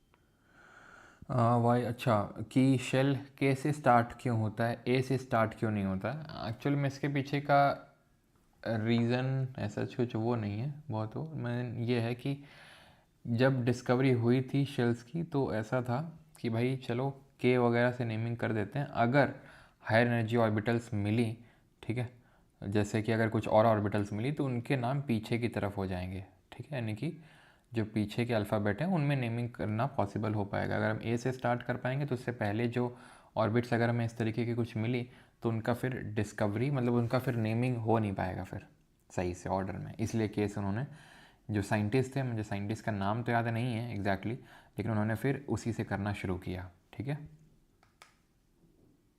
अच्छा, एलपीजी की शॉर्टेज होगी due to Iran war, okay. Posture ठीक करो, हाँ चलो मैंने तो ठीक कर लिया, तुम लोग भी ठीक कर लो अपना गर्दन थोड़ा सा दाएं बाएं ऊपर नीचे कर लो, डीप ब्रीथ ले लो और शुरू करते हैं। आयंस, आयंस क्या होते हैं, जब एक एटम होता है तो वो देखो, एटम जो होता है ना वो इलेक्ट्रॉन लूज़ करेगा या गेन करेगा। जो उसके अंदर न्यूक्लियस में प्रोटॉन और न्यूट्रॉन भरा हो वो कभी लूज़ या गेन नहीं होते, वो वहीं पे बैठे रहेंगे जीवन भर। इलेक्ट्रॉन जो ऑर्बिट में घूम रहे हैं ये या तो लूज़ होंगे या गेन होंगे। अगर गेन होगा यानी कि कोई एक एटम इलेक्ट्रॉन किसी दूसरे एटम से लेगा कि भाई इलेक्ट्रॉन दे दो उधार में, तो एनायन कहलाएगा वो एटम। और अगर और उसमें नेगेटिव चार्ज आ जाएगा क्योंकि उसने लिया है, नेगेटिव है, ठीक। और अगर उसने किसी को दिया है तो उसको हम कैटायन बोलेंगे, पॉजिटिव चार्ज आएगा। यानी कि अगर लिया है तो ऋण, ऋण लेते हैं हम लोग, लोन लेते हैं, ऋण लेते हैं। और धन आवेशित आयन का मतलब जो धन दिया है किसी ने, यानी कैटायन है, धन दिया है, पॉजिटिव चार्ज से उसको डिनोट करते हैं धन आवेशित। ऋण आवेशित का मतलब है जिसमें नेगेटिव चार्ज आएगा, और धन आवेशित जिसमें कि सॉरी हाँ, धन आवेशित जिसमें कि आपका पॉजिटिव चार्ज आएगा, जिसको हम कैटायन बोलते हैं, सिंपल, ठीक। अब आते हैं सिंबल ऑफ एलिमेंट पे। तो symbol of element were given by Jacob Berzelius in 1913 and were used by the Dalton for the first time. तो सबसे पहले जेकब बर्जीलियस ने क्या किया था 1813 में, सिंबल एलिमेंट्स के डिस्कवर किए थे और डाल्टन ने इनको यूज़ किया था सबसे पहली बार। अब मैं कहीं कहीं पे क्वेश्चन देखता हूँ जहाँ पे वो ये पूछ लेता है कि एलिमेंट जो सिंबल हैं, एलिमेंट्स के सिंबल, वो सबसे पहली बार किसने डिस्कवर किए थे, तो वहाँ पर आंसर डाल्टन हो जाता है, ठीक है, अगर बर्जीलियस ऑप्शन में नहीं होता है तो। वैसे बर्जीलियस ने डिस्कवर किया था लेकिन डाल्टन ने इसको सबसे पहली बार यूज़ किया था। He propose that the chemical symbols should be based on the Latin names of the element. उनका ये कहना था कि जो सिंबल है किसी एलिमेंट का, सिंबल एलिमेंट का, जैसे सोडियम को, ठीक है, सोडियम को हम कैसा लिखते हैं, सोडियम को हम लिखते हैं Na लिखते हैं। सोडियम को SO क्यों नहीं लिखते हैं, क्यों, क्योंकि जो लैटिन नेम है ना सोडियम का वो नाट्रियम है, इसलिए। अजीब सा क्यों चल रहा है यार, ठीक है, उसका नाट्रियम है। पोटेशियम है, पता नहीं अजीब सा चल रहा है ये, पोटेशियम है, ठीक है, तो पोटेशियम को PO या P क्यों नहीं लिखते हैं, इसको क्यों, क्योंकि इसका लैटिन नाम जो यहाँ से डिराइव्ड है वो कैलियम है, तो इसको K से डिनोट करते हैं, सोडियम को Na से डिनोट करते हैं। समझ में आई बात, ठीक। तो यहाँ पे सबसे पहले जो सिंबल्स दिए गए थे वो ये थे एक्चुअल में। हाइड्रोजन के लिए सिंबल दिया गया था, azote, carbon, oxygen, phosphorus, sulphur, magnesia, lime, soda. आप एक बार ज़रा इनको देखिए। अब ये जो सिंबल्स दिए गए थे, ठीक है, ये रॉ फॉर्मेट में सबसे पहली बार दिए गए थे बाय हुम, बर्जीलियस, ठीक है, किसके द्वारा दिए गए थे, बाय बर्जीलियस। तो हाइड्रोजन के लिए उन्होंने ये दिया था कि एक गोला और इसके अंदर सर्कल, अजोट, अजोट कुछ और नहीं है बल्कि ये नाइट्रोजन है, ठीक है, नाइट्रोजन ही है, ठीक, तो इसका ये सिंबल दिया था। कार्बन पूरा गोला भर दिया, ऑक्सीजन खाली है गोला पूरा, फॉस्फोरस 3 मर्सिडीज़ पूरा वाला सिंबल दे रखे हैं, सल्फ़र में ये ऐसा गोल मतलब 2, ठीक है, थोड़ा सा इंग्लैंड टाइप का झंडा बना हुआ है, मैग्नीशिया इस तरीके से, लाइम, तो इस तरीके से इन्होंने सिंबल्स दिए थे। अब बात ये आती है कि क्या सर हमें ये याद रखने हैं सिंबल्स, क्योंकि ऐसे कैसे पूछेगा, मतलब पूछेगा बेटा, वो पूछ लेता है, सिंबल ऑप्शन में बना के पूछ लेता है, तो याद करने हैं आपको, याद ऐसे कर लो। हाइड्रोजन में एक इलेक्ट्रॉन होता है, अभी आपको मैंने पढ़ाया नहीं है लेकिन अभी मैं, अगर पता है तो ठीक है, आपको पता होगा एक इलेक्ट्रॉन होता है इसमें, ठीक। कार्बन में क्या है, गोला में पूरा भर दिया, कार्बन कर दिया, कार्बन, कार्बन, कार्बन कैसा होता है, काला होता है कार्बन, है ना, कार्बन लग गया किसी में तो काला काला लगता है कि नहीं लगता है, तो काला काला पूरा कर दिया अंदर। ऑक्सीजन को खाली छोड़ दिया, ऑक्सीजन में O बना दिया, बस ऑक्सीजन में O बना दिया, ख़त्म। फॉस्फोरस में हम जब आगे पढ़ेंगे, आगे मतलब जो हमारा अगला लेक्चर होगा जो कि मंडे को होगा, तो उसमें पढ़ेंगे कि फॉस्फोरस की जो वैलेंसी होती है, सर वैलेंसी क्या होती है नहीं पढ़ा है हम लोगों ने, वो अगले लेक्चर में पढ़ेंगे, ठीक है। और अगला लेक्चर काफ़ी इंपॉर्टेंट होगा, तो प्लीज़ उसको मिस मत कर दीजिए किसी हालत में, नहीं तो आगे उसके बाद जितने लेक्चर होंगे बिल्कुल समझ नहीं आएंगे आपको, मैं बता रहा हूँ। अगर आपने जो मंडे वाला लेक्चर मिस कर दिया, जो पीरियोडिक टेबल में पढ़ाऊँगा उसमें, ठीक है, क्योंकि उसमें बहुत सारी चीज़ें वहीं से डेराइव होती हैं। तो फॉस्फोरस की वैलेंसी हम पढ़ेंगे 3 है। सर वैलेंसी क्या होती है ये नहीं पढ़ा है, लेकिन जब आगे पढ़ेंगे तो पता चल जाएगा 3 होती है, तो उस तरीके से याद कर लो 3। सल्फ़र की 2 होती है, तो इसमें 2 डंडी बना दी, ऐसे याद कर लो, ठीक है। इसका पूछ सकता है इनका। बाकी मरकरी का पूछ सकता है, मरकरी में ऐसे याद कर लो जैसे मरकरी नहीं चिपक जाता, मरकरी थोड़ा स्टिकी टाइप होता है, तो आप देख लो इसके किनारे किनारे में चिपक गया ही है ना, चिपक गया ऐसा, तो बस ये ध्यान रखना है। पोटैश का थोड़ा सा ध्यान रखना है, ठीक। कैल्शियम का गोले के अंदर गोला है, एल्यूमिनियम का थोड़ा सा ध्यान रखना है, ठीक है। ये तो कभी पूछेगा भी नहीं। आयरन में आई है, जेड, जिंक में जेड है, कॉपर में सी है, लेड में एल है, सिल्वर में एस है, गोल्ड में जी है, प्लैटिनम में पी है, तो कभी पूछेगा भी नहीं क्योंकि पहला लेटर ही वहीं पर लिखा हुआ है, ठीक है। बेरियम थोड़ा सा ध्यान रखना, बाकी मैग्नीशिया, लाइम, सोडा ये ज़्यादा पूछता नहीं है। वाटर ध्यान रखना। तो जो मैंने यहाँ पर ही आपके अंडरलाइन कर रखे हैं इनको थोड़ा सा अच्छे से देख लेना, ठीक है। बाकी तो मैंने कुछ तो आपको याद करवाई दी है, ठीक है, बस थोड़ा सा ध्यान रखना है, ठीक। अब आते हैं नंबर ऑफ़ इलेक्ट्रॉन्स किसी एटम में कितने होते हैं, प्रोटॉन कितने होते हैं, न्यूट्रॉन कितने होते हैं, ये हम कैसे निकालते हैं वो अब हम यहाँ पे सीखेंगे, ठीक। तो एटॉमिक नंबर जिसको हम पहली बात तो आपको ध्यान रखना है किससे रिप्रेजेंट करते हैं, तो जेड से रिप्रेजेंट करते हैं परमाणु संख्या को। Atomic number is represented by the Z. Atomic number is always a whole number, यानी कि पॉइंट में आपको नहीं देखने को मिलेगा कि किसी एटम का एटॉमिक नंबर आपको पता चल रहा है कि 5.2 है, 10.2 है, इस तरीके से पॉइंट में नहीं होता है, एक होल नंबर होता है, because it represents the total number of protons in an atom. The atomic number of an element does not change during a chemical reaction, यानी एटॉमिक नंबर केमिकल रिएक्शन में वो चेंज नहीं होता। परमाणु जो संख्या है वो हमेशा एक पूर्ण संख्या होती है, क्योंकि परमाणु में प्रोटॉन की कुल संख्या को दर्शाती है। किसी तत्व की परमाणु संख्या रासायनिक अभिक्रिया के दौरान नहीं बदलती है, ठीक है। As reactions involve only rearrangement of electron, तो सिर्फ इलेक्ट्रॉन का रीअरेंजमेंट होता है, न्यूक्लियस चेंज नहीं होता है, इसलिए वो सेम रहता है आपका, ठीक है। जो एटॉमिक नंबर होता है is equal to number of proton is equal to number of electron, ये चीज़ ध्यान रखनी है आपको। यानी किसी एलिमेंट का कि किसी एटम का जितना एटॉमिक नंबर होगा उसमें उतने ही नंबर के इलेक्ट्रॉन होंगे, उसमें उतने ही नंबर के प्रोटॉन होंगे। यानी अगर मैं बोल दूं कोई एलिमेंट है जिसका एटॉमिक नंबर 3 है, यानी Z इज इक्वल टू 3, तो मैं बिल्कुल बोल सकता हूँ कि उसमें 3 ही इलेक्ट्रॉन उसके पास है और 3 ही प्रोटॉन उसके पास है, ठीक है। न्यूट्रॉन कितने होंगे सर? न्यूट्रॉन के लिए यहाँ पर आते हैं, पहले मास नंबर समझते हैं। मास नंबर यानी कि द्रव्यमान संख्या, ठीक है, द्रव्यमान संख्या। अब किसी भी एटम का मास, पूरा वो जो थ्योरी लिखी हुई है ना उसको मत देखो, मैं आपसे पूछ रहा हूँ कि अभी जो हमने पढ़ा है उसके बेसिस पे कि किसी भी एटम का मास कहाँ पे रिसाइड करता है, उसके सेंटर पे, यानी कि जो न्यूक्लियस होता है वो। और वो किसका बना हुआ होता है? वो बना हुआ होता है प्रोटॉन और न्यूट्रॉन का, यही होता है। Proton plus neutron is equal to entire mass of the atom which is inside the nucleus, यानी न्यूक्लियस प्रोटॉन और न्यूट्रॉन से मिलकर ही बनता है। तो यानी कि मास नंबर जिसको ए से रिप्रेजेंट करते हैं, ध्यान रखना, एटॉमिक नंबर को जेड से रिप्रेजेंट करते हैं, मास नंबर को एम से रिप्रेजेंट नहीं करते हैं। एक बार क्वेश्चन पूछ लिया था, एम ऑप्शन में था, काफ़ी लोग गलत करके चले आए थे। मास नंबर ए से रिप्रेजेंट किया जाता है, तो इसमें जितने नंबर ऑफ प्रोटॉन है और जितने नंबर ऑफ न्यूट्रॉन है, बिल्कुल सही बात है, बिल्कुल सही बात है। अब नंबर ऑफ प्रोटॉन किसी एटम में कितने, वो कैसे पता चलता है? जितना उसका एटॉमिक नंबर है उतना ही नंबर ऑफ प्रोटॉन है उसमें। तो यहाँ पर क्या मैं नंबर ऑफ प्रोटॉन की जगह जेड नहीं लिख सकता हूँ? यानी ए जो मास नंबर है is equal to Z plus number of neutron. तो यानी नंबर ऑफ न्यूट्रॉन निकालने का फॉर्मूला बड़ी आसानी से आ गया, ए माइनस जेड, जेड उधर जाएगा तो माइनस में हो जाएगा। तो न्यूट्रॉन नंबर निकालने हैं तो आप एटॉमिक मास से, अगर आपको परमाणु भार उसका दिया हुआ है, घटा दो परमाणु भार से किसको? परमाणु क्रमांक को, यानी एटॉमिक नंबर को। So mass number of an element is equal to number of nucleons in the atom of that element. Nucleon means proton plus neutron. Done. So है वी सी एन एग्जाम्पल जहां पे ये एक m element है, ठीक है, z उसका atomic number है, a उसका एटॉमिक मास है, तो प्रोटॉन प्लस न्यूट्रॉन होगा। एग्जाम्पल के तौर पे यहां पर मैग्नीशियम ले लिया। मैग्नीशियम की अगर बात करेंगे तो इसका एटॉमिक नंबर z होता है 12। अब आपके दिमाग में ये पहले आना चाहिए कि क्या सर जब अगर सवाल पूछेगा तो हमें एटॉमिक नंबर देगा क्या? ज़रूरी नहीं है दे, तो हमें याद रखने हैं क्या? हाँ, 20 शुरू के जो 20 हैं, हाइड्रोजन से लेके कैल्शियम तक के जो एलिमेंट हैं उनके आपको एटॉमिक नंबर याद होने चाहिए।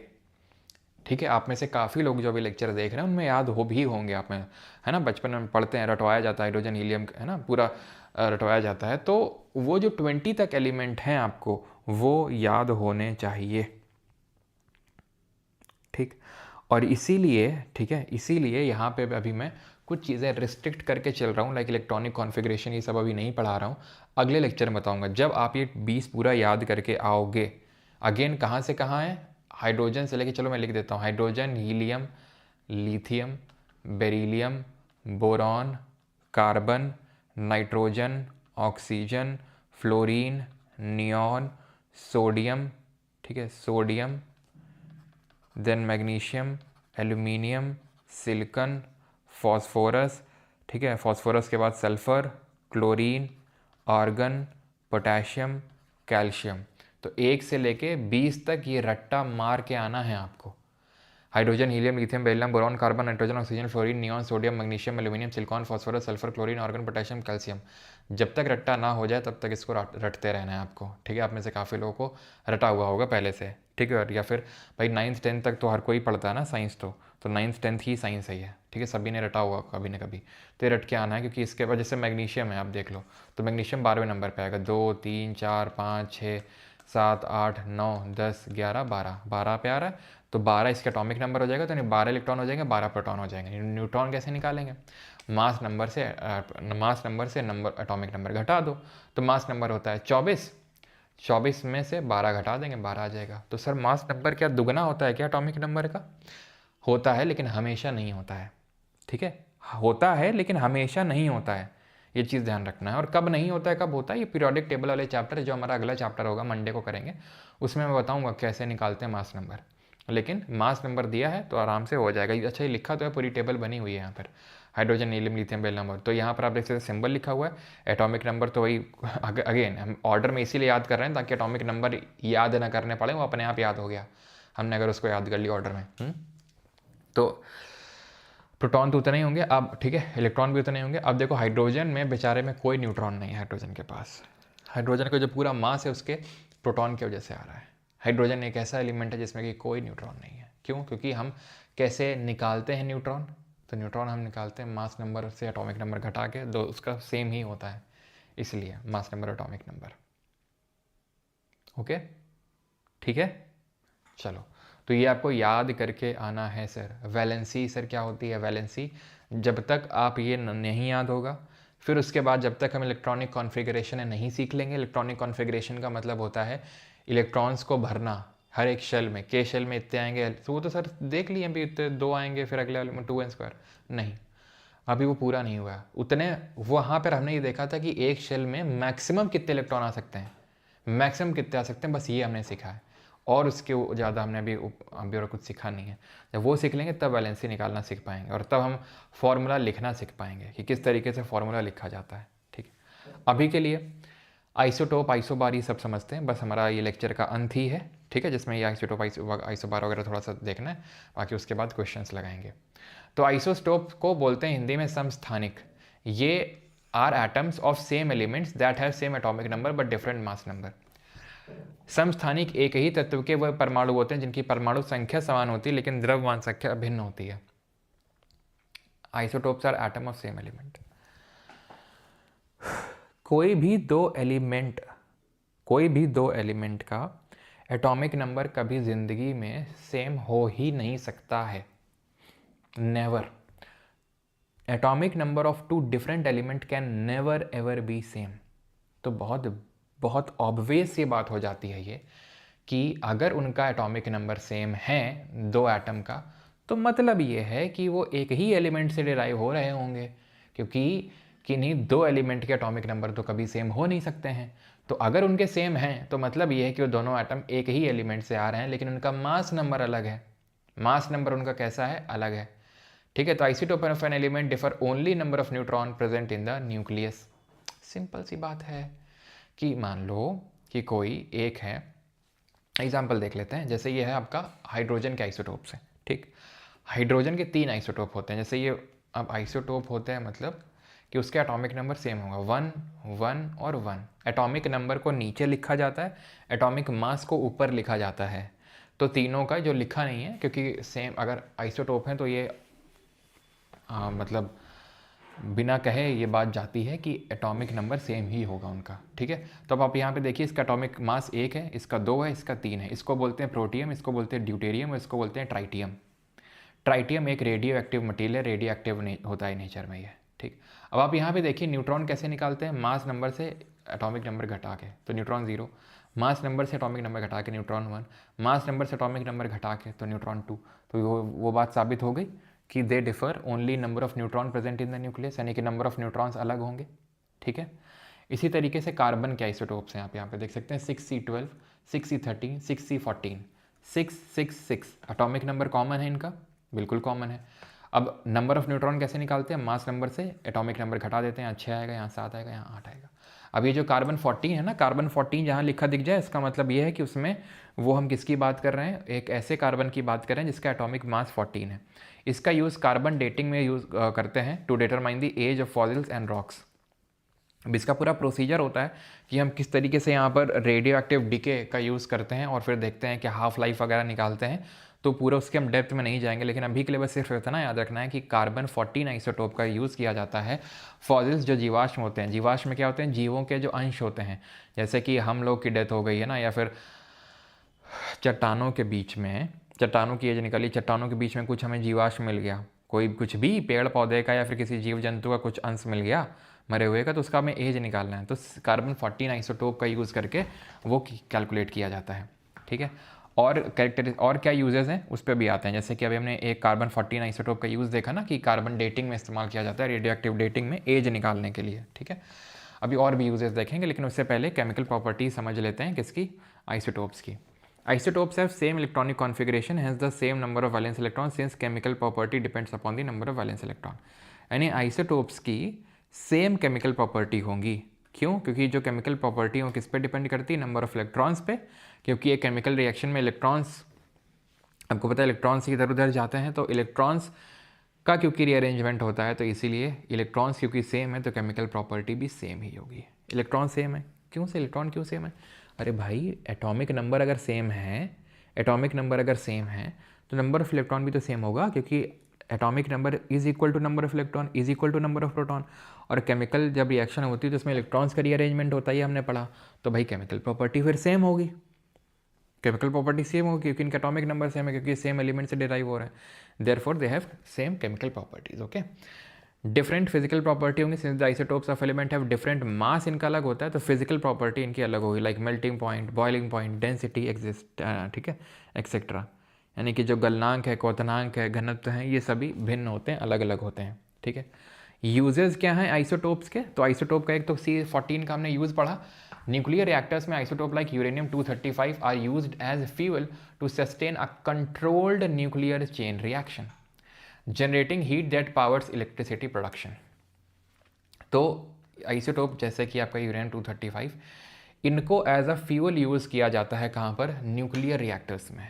अब अगेन आप इससे बेटर एग्जांपल तो क्या ही हो सकता है, जो अभी आपका वॉर चल रहा है, आपको पता है ईरान, इजराइल और यूएस का जो भी वॉर चल रहा है, ये मेनली किस लिए चल रहा है, ये यूरेनियम की वजह से ही चल रहा है। जी हाँ, यूरेनियम की वजह से ये वॉर सब चल रही है। कैसे?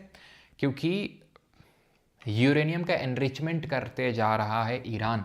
वो क्या कर रहा है, यूरेनियम को एनरिच करता जा रहा है। अब जिन लोगों ने वो शॉर्ट वीडियो देखी होगी उनको पता है कि एनरिचमेंट जब मैं बोल रहा हूँ तो मैं किसकी बात कर रहा हूँ, लेकिन इन शॉर्ट मैं बता देता हूँ। यूरेनियम के अंदर दो आइसोटोप होते हैं, यूरेनियम 238, 92U238 होता है और 92U235 होता है। ये क्या है, दोनों आइसोटोप्स हैं, क्योंकि सेम एटॉमिक नंबर है लेकिन एटॉमिक मास डिफरेंट है। तो यूरेनियम के अंदर दोनों होते हैं। ये बहुत ज़्यादा होता है, 98% से भी ज़्यादा है, और ये बाकी 2% से भी कम का है। और हम जब किसी एटम बॉम्ब, जैसे फैट मैन और लिटिल बॉय क्या थे, एटॉमिक बॉम्ब्स थे जो हिरोशिमा और नागासाकी में ड्रॉप किए गए थे, वो आपके एटॉमिक बॉम्ब थे। उनमें जो एनर्जी जनरेट हुई थी वो न्यूक्लियर फिशन से जनरेट हुई थी। वहाँ पर यूरेनियम 235 का यूज़ किया गया था। सर U238 का क्यों नहीं यूज़ किया जाता है जब इतना ज़्यादा होता है वो? क्योंकि जब इसको न्यूट्रॉन दिया जाता है 238 को तो ये चिपका लेता है अपने अंदर, उसको तोड़ता नहीं है दो बड़े बड़े न्यूक्लियस में और फर्दर एनर्जी जनरेट नहीं करता है जो यूरेनियम कर देता है। यूरेनियम क्या करता है, जब इस पर हम यूरेनियम 235 की बात कर रहा हूँ, जब ये न्यूट्रॉन स्ट्राइक कर रहे होते हैं इस पर, तो ये दो, जैसे बड़ा सा न्यूक्लियस है यूरेनियम का, ये दो लाइटर एलिमेंट में टूट जाता है, बेरियम और क्रिप्टन में। किसमें? ये बेरियम और ये क्रिप्टन, और 3 न्यूट्रॉन निकलते हैं, 3 फर्दर न्यूट्रॉन निकलते हैं, यानी कि भयंकर एनर्जी जनरेट होती है। अब ये जो न्यूट्रॉन है फर्दर और जो यूरेनियम पड़ा होगा उससे रिएक्ट करेंगे, यानी ये इससे रिएक्ट करेगा, ठीक है, और 3 न्यूट्रॉन निकलेंगे यहाँ से 3। तो ये एक आप नहीं समझ, अगर आप इमेजिन कर पा रहे हो जैसे कंपाउंड इंटरेस्ट होता है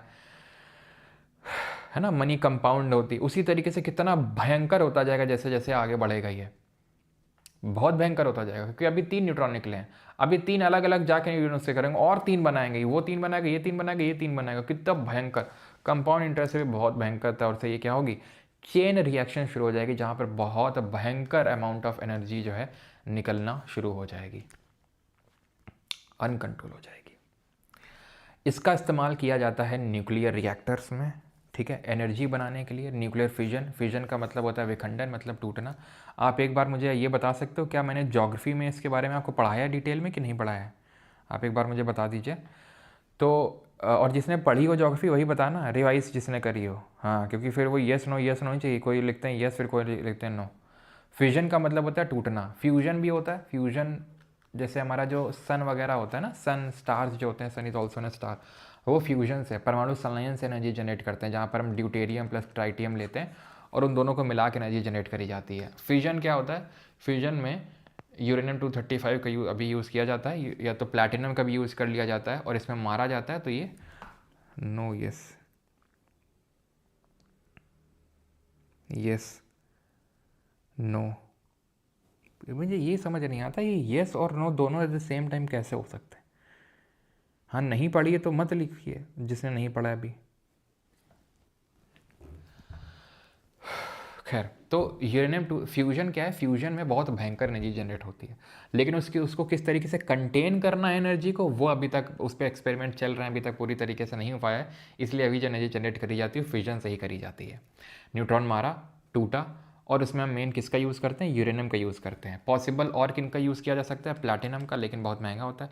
थोरियम का, थोरियम ये हमारे इंडिया में बहुत पाया जाता है, सबसे ज़्यादा इंडिया में पाया जाता है, जो केरल या फिर तमिलनाडु जो साउथ इंडिया है वहाँ पर एक तरीके की सैंड मिलती है जिसको बोलते हैं मोनाजाइट सैंड, ठीक है, मोनाजाइट सैंड, ठीक है। तो ये आपको इसमें थोरियम मिलता है, लेकिन इतना ज़्यादा फीजिबल नहीं है इस एनर्जी जनरेट करना है, पैसा बहुत खर्च हो जाता है, ठीक है। तो अभी इस पर काइंड ऑफ एक्सपेरिमेंट चल रहे हैं, लेकिन इतना ज़्यादा फीजिबल नहीं है। तो फीजिबल सबसे ज़्यादा किससे, यूरेनियम से, यानी कि पैसा तो लगता है, खर्चा तो लगता है, लेकिन उतना नहीं लगता जितना थोरियम वगैरह में लगता है, ठीक। ठीक है, तो इसमें चेन रिएक्शन शुरू हो जाती है। इसको कंट्रोल करना, अब यहाँ पे 3 चीज़ें होती हैं, मॉडरेटर, कंट्रोल रॉड और कूलेंट। मतलब, अरे मतलब ये है कि जब इसमें हम क्या करेंगे, इसको हम न्यूट्रॉन से स्ट्राइक करवाएंगे तो बहुत भयंकर एनर्जी जनरेट होगी। तो इसको पानी में रखा जाता है। कहाँ रखा जाता है, पानी में। पानी में रखा जाता है सो दैट कि ये एनर्जी, पहली बात तो जो न्यूक्लियर रिएक्टर होते हैं पानी के अंदर इनको रखा जाता है, और बहुत भयंकर मोटी मोटी स्टील की परतें होती हैं इसके अंदर पैक करके रखा जाता है ताकि हीट को सह सके। तो कूलेंट का काम होता है ये जो हीट बहुत भयंकर जनरेट हुई है इसको ट्रांसफ़र करना। ये क्या है, गर्म हो जाएगा, एकदम भाप बन जाएगा पानी। क्या बन जाएगा, भाप बन जाएगा ये पानी। जैसे कि इसमें हम यूज़ करते हैं हैवी वाटर का। देखो बेटा, हैवी वाटर क्या होता है, कुछ और नहीं, जो अभी ड्यूटेरियम पढ़ रहे थे, जो हाइड्रोजन का आइसोटोप होता है उसी का ऑक्साइड होता है D2O। हार्ड वाटर अलग चीज़ होती है। हार्ड वाटर जैसे कि हमारे घरों में, जैसे मान लो कि एकदम रॉ पानी आ रहा है टंकी का, उसमें बहुत सारे सॉल्ट्स डिजॉल्व हैं ना, प्योरीफाइड नहीं है, तो उसको हार्ड वाटर बोलते हैं। जहाँ पर कैल्शियम, जैसे कि सी वाटर है, समुद्र का पानी, वो हार्ड वाटर है, उसमें सॉल्ट बहुत सारे प्रेजेंट है, ठीक। हैवी वाटर होता है D2O, ठीक है, या लिक्विड सोडियम का यूज़ कर लेंगे। ये क्या करता है, ये गर्म होके भाप बना देता है, स्टीम बना देता है, फिर उस स्टीम को ट्रांसफ़र किया जाता है आगे, और उस स्टीम से इलेक्ट्रिसिटी जनरेट होती है।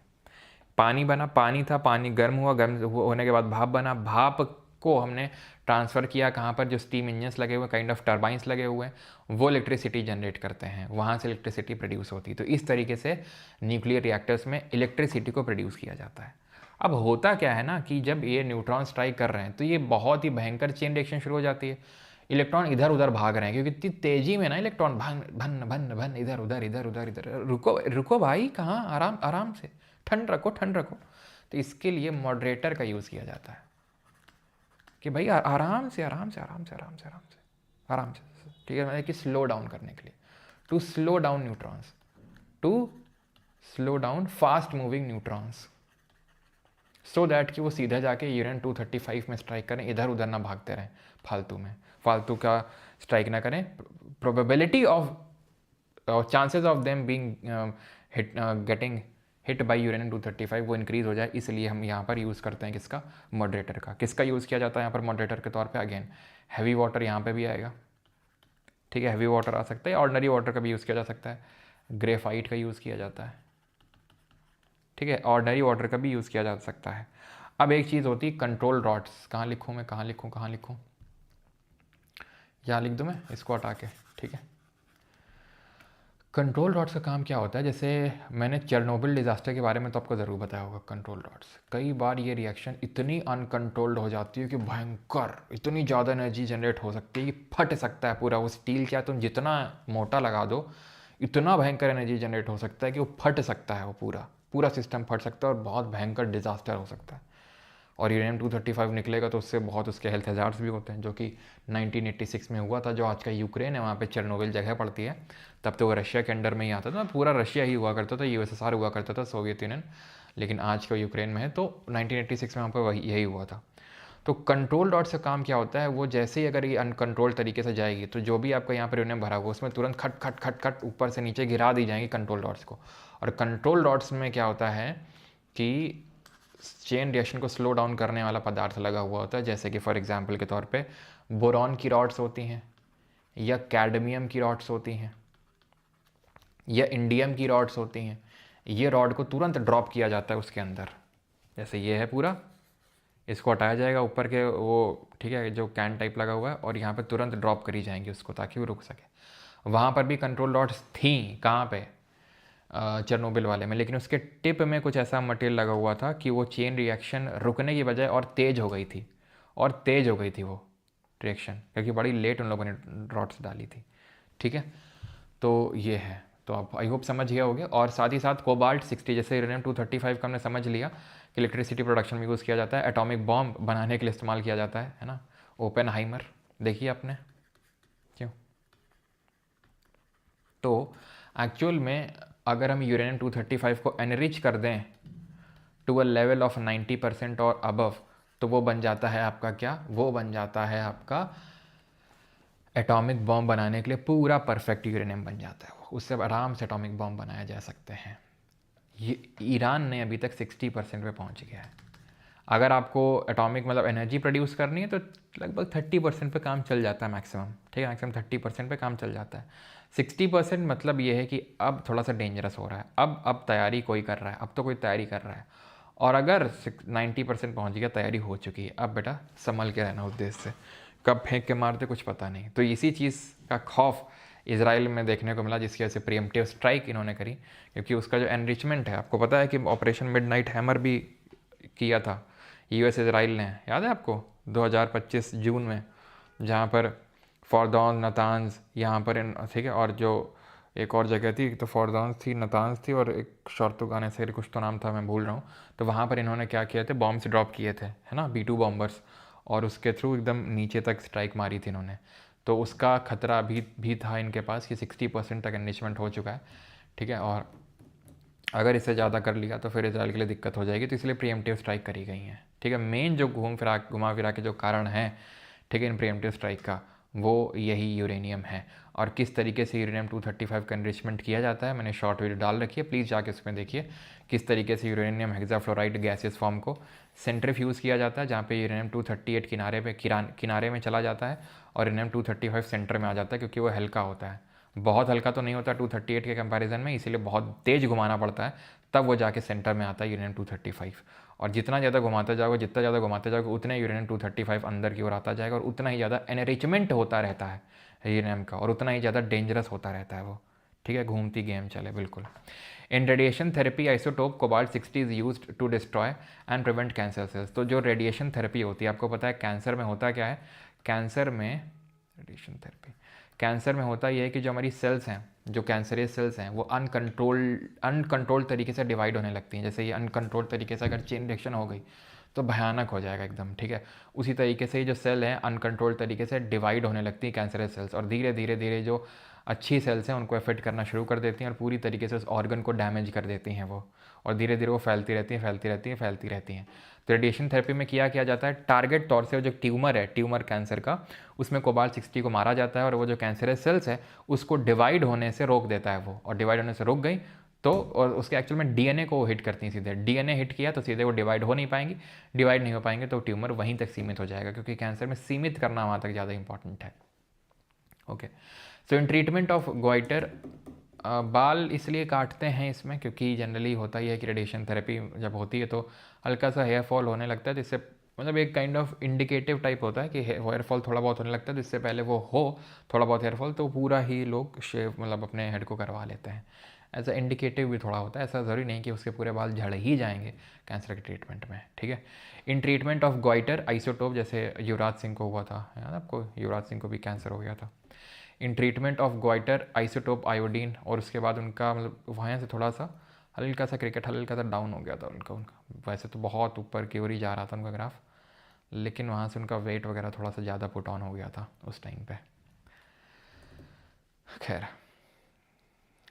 तो in treatment of goitre isotope iodine 131 is used. तो हमें पता है कि हमने देखा था कि जो गोइटर होता है, घेंगा जिसको बोलते हैं, तो हमारे गले में ग्लैंड होता है थायराइड ग्लैंड, जो कि हार्मोन रिलीज़ करता है T3 एंड T4। T4 होता है आपका थायरॉक्सिन। थायरॉक्सिन हार्मोन तभी रिलीज़ होता है जब आयोडीन उसको स्टिमुलेट करता है, आयोडीन एज अ स्टिमुलेंट के तौर पे काम करता है। तो आयोडीन की कमी से वो स्टिमुलेट होता नहीं थायराइड ग्लैंड, तो थायरॉक्सिन निकलता नहीं है, तो गला या फिर जो आपका थायराइड ग्लैंड है वो बड़ा हो जाता है, और घेंगा बोलते हैं उसको, गला बड़ा सूज जाता है उसको। ठीक है, तो घेंगा के उपचार में आयोडीन 131 आइसोटोप का यूज़ किया जाता है। ओके, ये क्लोरीन अपने दो आइसोटोप्स के फॉर्म में एग्जिस्ट करता है, एक 17Cl35 है और एक 17Cl37 है। ठीक है, आप देख सकते हैं आइसोटोप है, एटॉमिक नंबर सेम है लेकिन एटॉमिक मास अलग अलग है, 35 और 37 है। तो ये 75% होता है, ये 25% की मात्रा में होता है। जैसे अभी मैंने बताया यूरेनियम में, यूरेनियम 238 98% से भी ज़्यादा होता है, और यूरेनियम 235 2% से भी कम का होता है। ठीक है, अच्छा, यूरेनियम की माइंस कहाँ पर है, सॉरी, जे से नाम शुरू होता है माइंस का भी, और स्टेट का नाम भी जे से शुरू होता है। बताओ, 17Cl35 17Cl37 75% 25% के रेशियो में, यानी कि 3:1 के रेशियो में। ठीक है, अगर आप निकालना चाहें तो निकाल भी सकते हैं, 35 × 3 करिए, 37 × 1 करिए, ठीक है, डिवाइड बाई 3 + 1 करिए, तो ये 75% और 25% आपको निकल के आ जाएगा। ठीक है, तो 3:1 के रेशियो में एग्जिस्ट करते हैं आपके क्लोरीन 35 और 37। 35 ज़्यादा होता है 37, तो जादूगोड़ा माइंस है झारखंड में। ठीक है, तो यूरेनियम की माइंस की अगर बात करेंगे तो जादूगोड़ा है झारखंड में। चलिए, तो आइसोबार देख लेते हैं। आइसोटोप हमने देख लिया, ये बेस में जल्दी जल्दी हो जाएगा। ठीक है, आइसोबार की अगर बात करेंगे, आइसोटोप के उल्टे होते हैं। आइसोटोप में सेम एटॉमिक नंबर था, डिफरेंट एटॉमिक मास था। यहाँ सेम मास नंबर है, एटॉमिक मास है, बट एटॉमिक नंबर डिफरेंट है, यानी कि यहाँ पर द्रव्यमान संख्या समान होती है लेकिन परमाणु संख्या भिन्न होती है। जैसे ऑर्गन है 18 ऑर्गन 40, 19 पोटेशियम 40, 20 कैल्शियम 40। ठीक है, तो एटॉमिक नंबर अलग अलग है लेकिन जो एटॉमिक मास है वो आपको सेम देखने को मिलेगा, और वो 40 है, 40 है वो।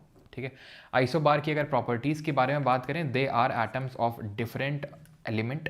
ठीक है, ये विभिन्न तत्वों के परमाणु होते हैं, डिफरेंट एलिमेंट का ही होना पड़ेगा, सेम एलिमेंट से होते हैं तो इनका एटॉमिक नंबर तो सेम ही होता, लेकिन वो तो अलग है, मास सेम है, तो डिफरेंट एलिमेंट के ही होंगे। They have different atomic number, बिल्कुल। They have same mass number, बिल्कुल। They have similar physical property and different chemical property, यानी आइसोटोप का उल्टा, आइसोटोप में सिमिलर केमिकल प्रॉपर्टी। अब मैं इसको एक्सप्लेन नहीं कर पाऊंगा क्यों, ठीक है, पीछे डिटेल में किया।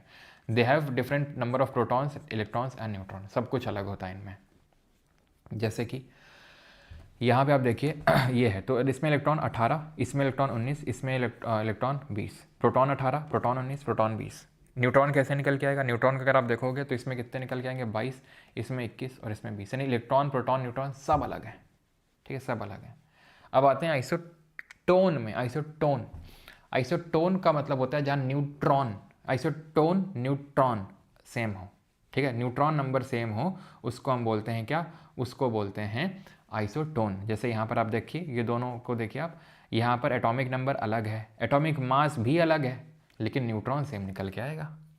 16 में 8 घटाओगे, यानी एटॉमिक मास में एटॉमिक नंबर घटाओगे, कितना आएगा? 8, ठीक है। 15 में 7 घटाओगे, कितना आएगा? 8। तो न्यूट्रॉन कैसे? सेम है, तो आइसोटोन हो जाएंगे ये।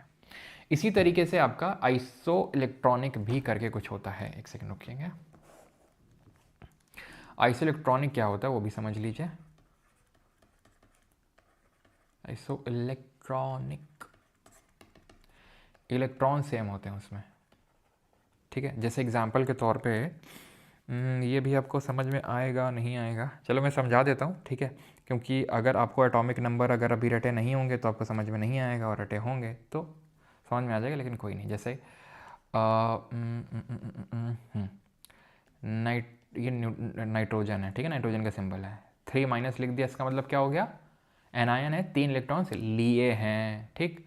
ऑक्सीजन 2 माइनस, इसने मतलब 2 इलेक्ट्रॉन लिए हैं। Mg मैग्नीशियम 2 प्लस, इलेक्ट्रॉन्स 2 दिए हैं, माइनस का मतलब लिए हैं, प्लस का मतलब दिए हैं, और 3 दिए हैं, 2 दिए हैं, 2 लिए हैं, ठीक। तो hydrogen, helium, lithium, beryllium, boron, carbon, nitrogen, तो नाइट्रोजन 7वें नंबर पे आता है, तो 7 हो जाएगा। 7 हो गया क्या? 7 हो गया क्या? क्यों? 7 एटॉमिक नंबर हुआ तो 7 इलेक्ट्रॉन हो गए। हाँ 10 हैं, क्यों? 3 लिए हैं ना एक्स्ट्रा, 7 तो हैं उसके पास खुद के, 3 लिए हैं ऊपर से, तो 10। एटॉमिक नंबर 8 होता है, 8 होता है, 8 इलेक्ट्रॉन हो गए, लेकिन 2 लिए हैं इसने, 10 हो गए।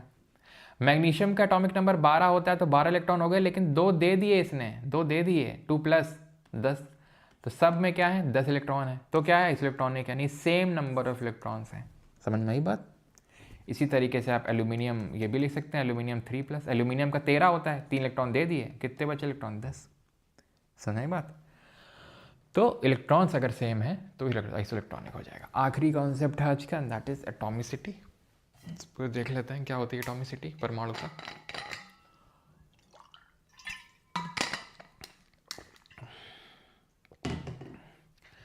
Total number of atoms present in a molecule of an element. कितना आसान है।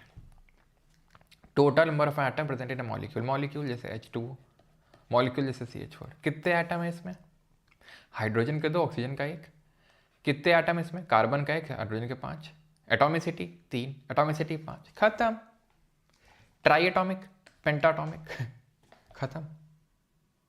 एक पॉइंट के बियॉन्ड, जैसे 7 से ज़्यादा एटॉमिसिटी तो पॉली एटॉमिक बोल देते हैं। देखो आप यहाँ पे, ठीक है, जैसे ऑर्गन है, आर्गन है, हीलियम है, ठीक है, जितनी भी इनर्ट गैसेज हैं। सर इनर्ट गैसेज क्या है? बस इसीलिए तो बोल रहे हैं कि अगली क्लास में आना। जितनी भी इनर्ट गैसेज है, जिनको नोबल गैसेज भी बोलते हैं, नोबल गैसेज भी बोलते हैं, ठीक है, 18th ग्रुप की में जो आती हैं, हम देखेंगे पीरियोडिक टेबल में, उन सब का एटॉमिसिटी 1 होता है, यानी मोनो एटॉमिक होंगी। ऐसा नहीं कि Ar2 होगा, He2 होगा, लेकिन ऑक्सीजन हमेशा O2 होगा, O2। ऑक्सीजन O2 होता है ना, O2, तो 2 एटम से मिलकर बनता है, तो डायटोमिक। हाइड्रोजन H2 होता है, 2 से मिलकर बनता है, डायटोमिक। नाइट्रोजन 2 से N2 बनता है। क्लोरीन Cl2 होता है, डायटोमिक। फॉस्फोरस P4 ऐसे बनता है, टेट्राटॉमिक। सल्फर कल बताया था S8, तो ऑक्टा एटॉमिक भी बोल सकते हैं। फिर 7 के, मैंने बोला 7 से ऊपर है तो फिर पॉली एटॉमिक बोल देते हैं उसको। पॉली में 8, 9, 10, 11 सब आ जाते हैं, ठीक है।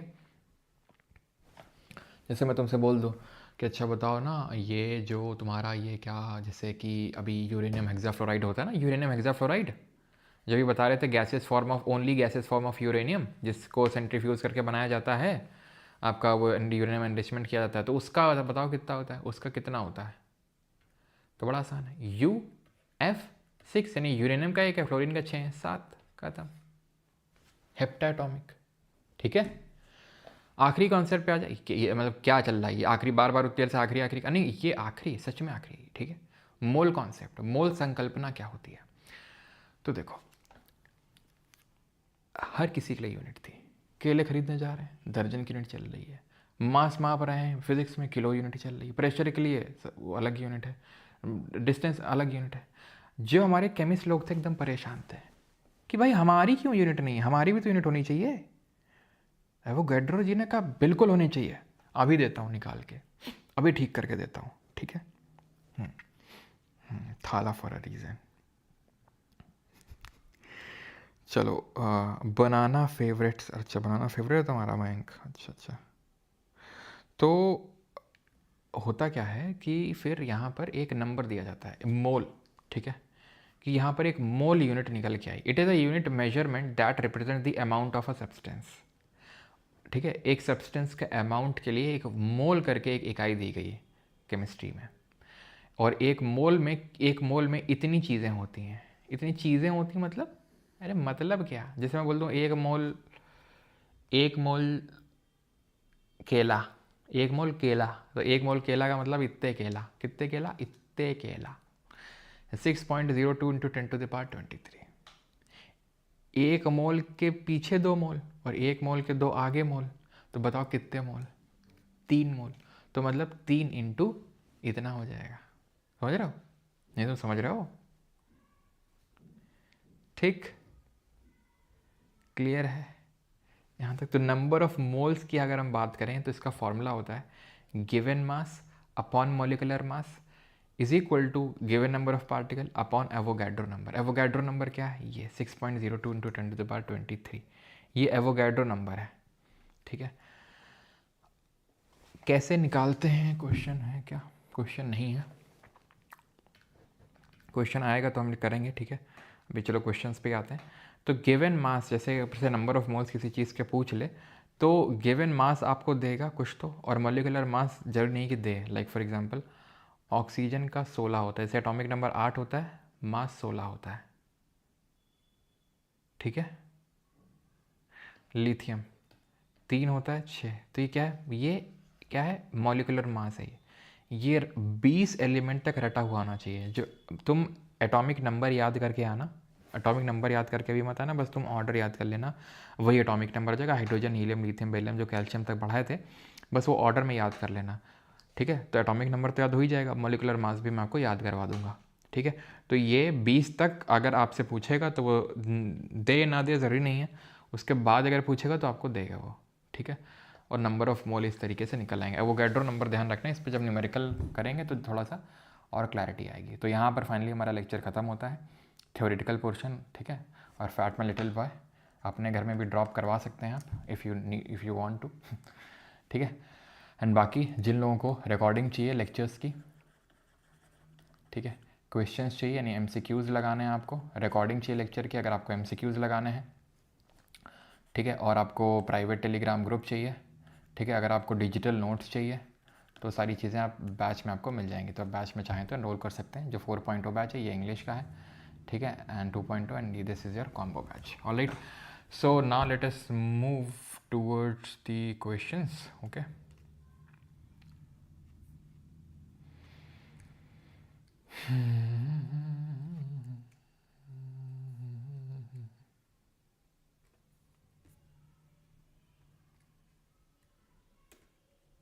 चलो ये क्वेश्चन करो पहले, दूसरा वाला सोल्यूशन ये तो कर चुके हैं, कल का है। Rutherford's alpha particle scattering experiment on gold foil is responsible for the discovery of. तो रदरफोर्ड का सोने की पन्नी पर अल्फा जो कण विकिरण की जो खोज है उसकी कौन उत्तरदायी, मतलब neutron, electron, proton, atomic nucleus, alpha particle से डिस्कवरी हुई थी, ठीक, क्लियर।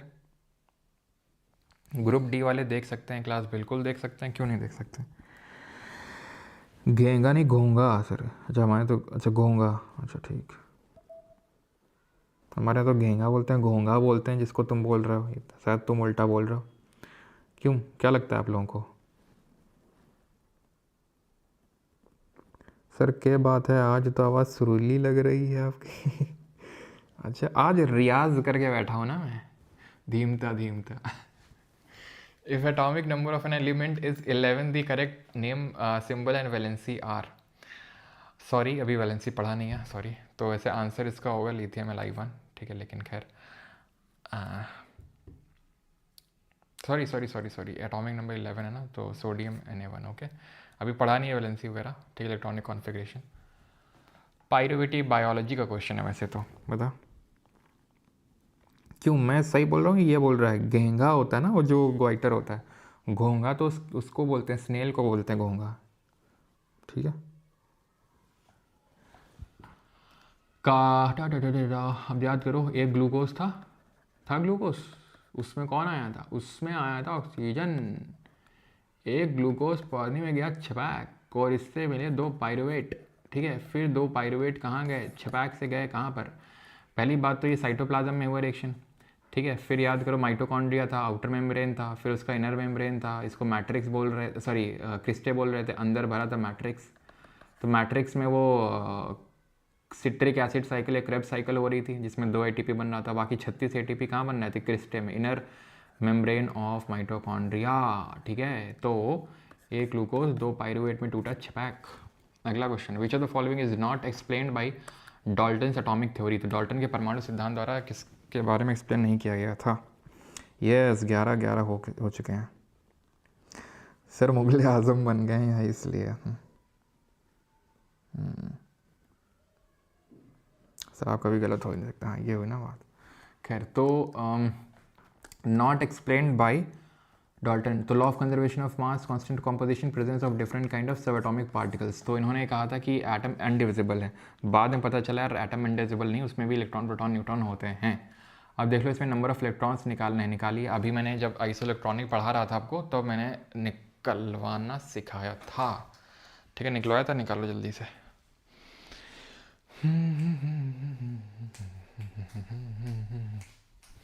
तो हाइड्रोजन, वैसे अभी अगर आपको याद हो तो हाइड्रोजन, वही हाइड्रोजन, हीलियम, लिथियम, बेरिलियम, पूरा वो याद करने को दिया था। तो हाइड्रोजन पहले नंबर पे आता है 2, हाइड्रोजन का 1 होता है तो 2 हैं तो 2 हो जाएंगे।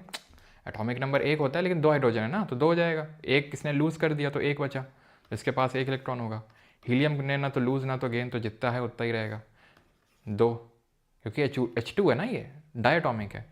तो 1 हाइड्रोजन में 1 होता है, 2 हैं तो 2 हो जाएंगे।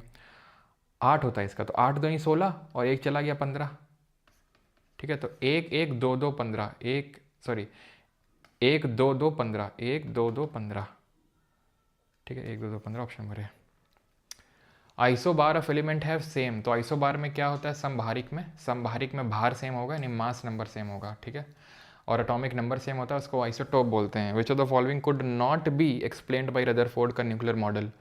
तो क्या एक्सप्लेन नहीं कर पाया था रदरफोर्ड का जो नाभिकीय परमाणु मॉडल से निम्नलिखित में से किसकी व्याख्या नहीं की जा सकी। तो ये क्या नहीं एक्सप्लेन कर पाया, तो जो स्टेबिलिटी ऑफ एटम है, यानी कि परमाणु की जो स्थिरता है, उसको एक्सप्लेन नहीं कर पाए। विच of the following particles in the nucleus of an atom was derived by James Chadwick. तो जेम्स चैडविक ने किसकी डिस्कवरी करी, तो ईंट पर नाच, तो electron J Thomson, proton Rutherford, neutron Chadwick, ठीक है। इलेक्ट्रॉन थॉमसन, प्रोटॉन रदरफोर्ड और न्यूट्रॉन जेम्स चैडविक। तो जेम्स चैडविक ने न्यूट्रॉन की डिस्कवरी करी, option number D. Which of the following statement is correct, कौन सा इसमें से कथन सही है, ये आपको बताने हैं, बताओ जल्दी से करेक्ट कौन सा है। तो mass of electron is about 2000 times, 1/2000 times that of proton, ठीक है, हल्का होता है इलेक्ट्रॉन। कोबाल्ट का यूज़ ग्वाइटर में ट्रीटमेंट क्यों नहीं यूज़ करते हैं, कोबाल्ट, सी से कोबाल्ट, सी से कैंसर, ठीक है, और कौन सा आइसोटोप, कोबाल्ट 60। आयोडीन का जो 131 है उसको ग्वाइटर के ट्रीटमेंट में यूज़ किया जाता है, ठीक, okay. A neutron is form by combination of electron and proton, नहीं, ठीक है, न्यूट्रल बिल्कुल नहीं।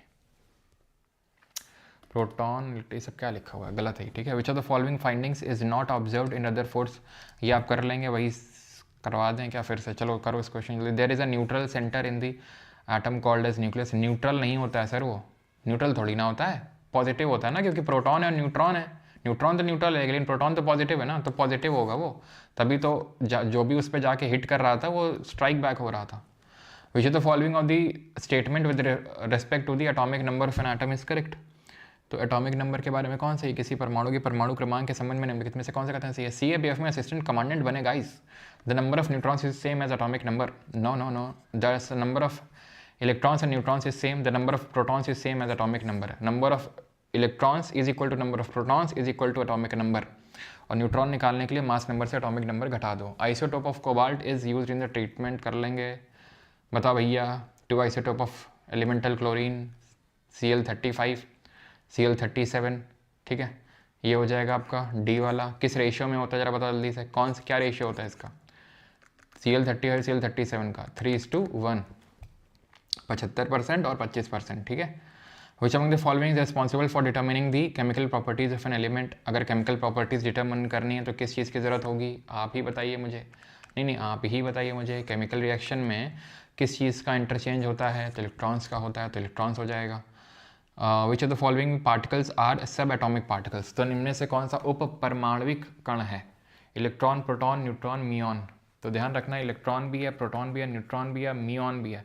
म्यूऑन को फैट इलेक्ट्रॉन बोलते हैं, लगभग 200 टाइम्स हैवियर होता है, 200 times heavier than electron, heavier than electron होता है, तो फैट इलेक्ट्रॉन बोलते हैं। तो चारों होंगे यहाँ पर, चारों, option number B. Maximum number of electrons that can occupy the first shell of an atom. तो फर्स्ट शेल का मतलब है के शेल की बात हो रही है, 2n², तो n की वैल्यू 1 रखेंगे, तो 2 × 1 का square would be equal to 2। For aluminium Al atomic number 13, mass number 27, which among the following statement is not correct? इसमें से कौन सा सही नहीं है, कौन सा सही नहीं है? तो भाई यहाँ पर 13 एटॉमिक नंबर है, मास नंबर 27 है, आप देख लो, वैसे तो आपको रटा हुआ होना चाहिए एल्यूमिनियम का, क्योंकि 20 के अंदर ही है इसका एटॉमिक नंबर, तो लेकिन फिर भी यहाँ पर इन्होंने दे दिया है, ये इनका बड़प्पन है, ठीक है। लेकिन कभी घमंड नहीं किया इस बात में इन लोगों ने, ये मैंने देखा है। Number of electrons present in aluminium is 13, बिल्कुल सही है। पूछ रहा है गलत कौन है, सही नहीं पूछ रहा है, गलत पूछ रहा है। नंबर ऑफ प्रोटॉन भी 13 होंगे। न्यूट्रॉन कैसे निकालेंगे, मास नंबर से एटॉमिक नंबर घटा दो तो 14 निकल के आएगा, ये भी सही होगा। वैलेंसी 2 नहीं होती, वैलेंसी 3 होती, कैसे निकालते हो देखेंगे, ठीक है। अच्छा, ये वाला क्वेश्चन करोगे क्या? नहीं, कर लो इसको, तुम लोग पॉज करके करना चाहो तो कर लो, फिर आखिरी में इसको बताऊंगा, ठीक है। 20वां मुझे याद दिला देना, ठीक है। पहले ये वाला कर लोगे, ये वाला कर लोगे, 20वां वाला याद दिला देना, ठीक है।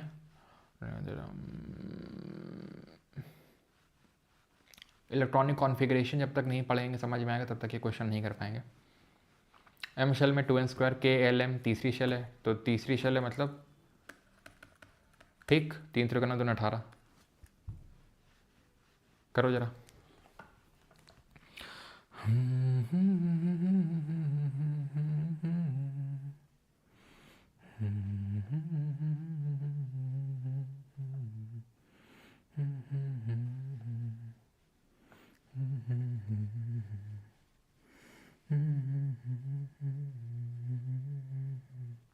NTPC कहाँ है? NTPC मेरी जेब में है, अभी जेब में रखा हुआ है, निकालेंगे अभी थोड़ी देर में, ठीक है। तो ईंट पर नाच, फोटो इलेक्ट्रिक इफेक्ट, ये इन्होंने दिया था, फिजिक्स में पढ़ते हैं हम लोग। जेम्स चैडविक, न्यूट्रॉन ईंट पर नाच, रेडियम, ठीक है, रेडियम हो गया, पोलोनियम हो गया, इसकी खोज किसने करी थी? मैडम जी ने करी थी, मैरी क्यूरी ने, ठीक है। और मैरी क्यूरी जो है एकमात्र, ठीक है, ऐसी विमेन है जिनको दो नोबेल प्राइज़ मिल चुके हैं। रेडियम, पोलोनियम दोनों की खोज करी थी। फिजिक्स के लिए भी मिल चुका है, केमिस्ट्री के लिए भी मिल चुका है। 1903 में मिला था फिजिक्स के लिए, ठीक है। 19 इनके जो हस्बैंड थे वो पीर क्यूरी उनका नाम था, ठीक है। फिज़िक्स के लिए मिला था इनको, और 1911 में मिला था केमिस्ट्री के लिए, ठीक है, केमिस्ट्री के लिए मिला था, for discovering radium and polonium, okay. And physics में मिला था रेडिएशन में खोज करने के लिए, और यहाँ पे रेडियम और पोलोनियम की खोज करने के लिए। ये वाला जो मिला था इनको हेनरी बैक्वेरेल के साथ मिला था। हेनरी बैक्वेरेल, जो बैक्वेरेल है वो रेडियो एक्टिविटी की SI यूनिट भी है, आपको पता है? क्या आपको पता है ये? तो यहाँ पर इनके हस्बैंड थे, ये थी, और बैक्वेरेल थे, 3 लोगों को मिला था यहाँ पे। Which the following conclusions could not be derived from Rutherford's alpha particle scattering experiment? Most of the space in the atom, बताओ जल्दी बताओ, नॉट बी डिराइव्ड, तो बिल्कुल सही है। Most of the space in the atom is empty. Radius of the atom is about 10 to the power 5 times the radius of the nucleus. Electrons move in a circular path of fixed energy called orbits. Fixed energy orbit होती हैं, ये Niels Bohr ने बताया था, ये तो इनका drawback था कि नहीं बता पाए थे। चलो भैया, NTPC वालों, जेब से निकल गया है क्वेश्चन, करो जल्दी। When did John Dalton publish his atomic theory that holds that all elements are made up of tiny indivisible particles? तो डॉल्टन जी ने कब डिस्कवरी करी थी? 1808 में करी थी कि नहीं करी थी? क्यों जी? तो 1808 आंसर हो जाएगा, ऑप्शन नंबर C। ठीक है। Atomic mass of element are compared with a standard reference. Carbon 12 was chosen as the standard for atomic mass unit mainly because, तो ये भी हम आगे देखेंगे वैसे तो, लेकिन फिर भी कार्बन 12 को हम स्टैंडर्ड के तौर पे मतलब कंसिडर करते हैं। लाइक फॉर एग्जांपल मैंने स्टैंडर्ड कर लिया कि भाई 33% जैसे नहीं 1/3 कि इतने से अगर नीचे तुम्हारे नंबर आएंगे तो हम कॉपी नहीं चेक करेंगे, वैसा टाइप। ठीक है, तो एक स्टैंडर्ड सेट कर लिया गया कार्बन 12 को, C12 को, ठीक है, मास को मेजर करने के लिए इससे कंपेयर करके मास को मेजर किया जाता है। तो ये क्यों? Because the C12 gives atomic masses close to the whole numbers, okay, which substance has a molecular mass of 44 atomic mass unit. Actual में ये क्या होता है, ये unit atomic mass unit AMU, mass को मेजर करने के लिए यूनिट यूज़ करी जाती है। 44 किसका होता है ऐसा अभी हमने कैलकुलेट करना सीखा तो नहीं है, लेकिन सीख सकते हैं, अभी सीखा नहीं वैसे तो। CO2 का होता है, ठीक है, 12 हो जाएगा इसका, ठीक है, और जो है इसका 16 एटॉमिक मास होता है, तो 16 दूनी 32, एटॉमिक नंबर नहीं मास की बात करूँ, 16 होता है, 16 दूनी 32, तो क्या हो जाएगा B, ठीक है, 40 हो जाएगा। ग्रेफाइट में अभी पढ़ा नहीं है, कार्बन वाले चैप्टर में पढ़ेंगे, ठीक है। वैसे तो इसका जो उत्तर होगा वो D होगा। जो आपका डायमंड होता है उसमें एक कार्बन 4 कार्बन से जुड़ा होता है, ग्रेफाइट में एक कार्बन 3 कार्बन से जुड़ा होता है, कार्बन वाले चैप्टर में पढ़ेंगे। इन एन एटम, एक एटम में, ठीक है, in an atom loses 2 electrons, 2 electron lose करता है, which are the following changes will occur. तो अगर 2 इलेक्ट्रॉन लूज करता है तो बताओ क्या होगा। RRB J में क्वेश्चन पूछा गया, तो बहुत आसान है कि अगर एटम लूज कर रहा है इलेक्ट्रॉन्स को तो वो कैटायन बनाएगा, और क्योंकि 2 लूज की हैं तो 2 का चार्ज ले लेगा, प्लस 2 का चार्ज ले लेगा, ठीक है। Which statement correctly describes an ion, तो कौन सा कथन आयन का सही वर्णन करता है। A molecule containing similar atoms only, a charged atom or group of atoms, a neutral atom formed by chemical bonding, a compound formed by covalent bonds। बताइए सो कौन सा सही है आयन के बारे में, तो it is a charged atom और ग्रुप ऑफ एटम्स। एक चार्ज एटम होता है, आवेशित परमाणु या परमाणुओं का समूह होता है। According to the law of constant proportions, the compound in which hydrogen और oxygen are present in a fixed mass ratio 1:8 किस में होते हैं present? Water, my friend, be water, my friend. Which observation supports the law of constant proportion for water? ठीक है, again water, be water, my friend.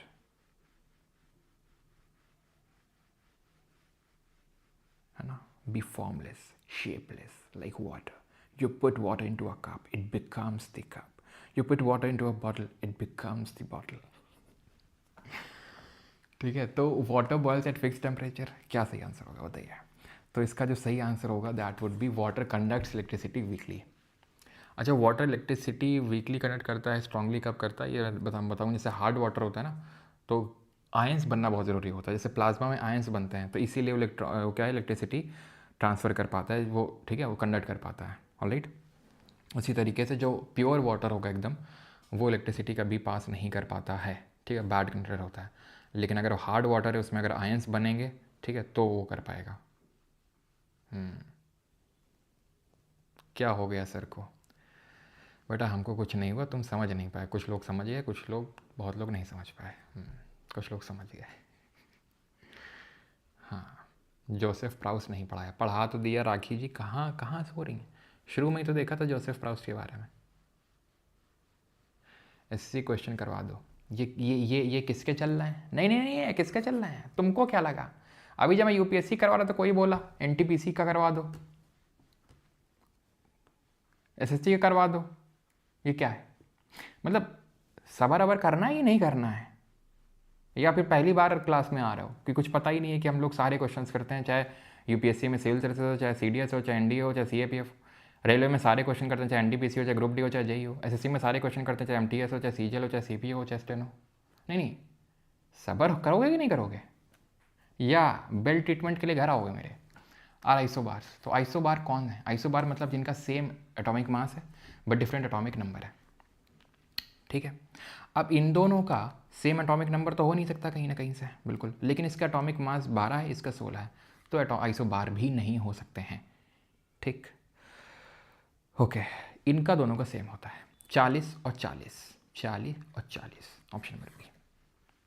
Sodium का 23 होता है, इसका 24 होता है, ठीक है, इसका 12 होता है, इसका 14 होता है। एटॉमिक मास की बात कर रहा हूँ, ठीक है। कैसे निकालते हैं एटॉमिक मास हम देखेंगे, ठीक है, अगली क्लास में। व्हाट इज़ मॉलिक्यूलर मास, आणविक द्रव्यमान क्या होता है, आणविक द्रव्यमान।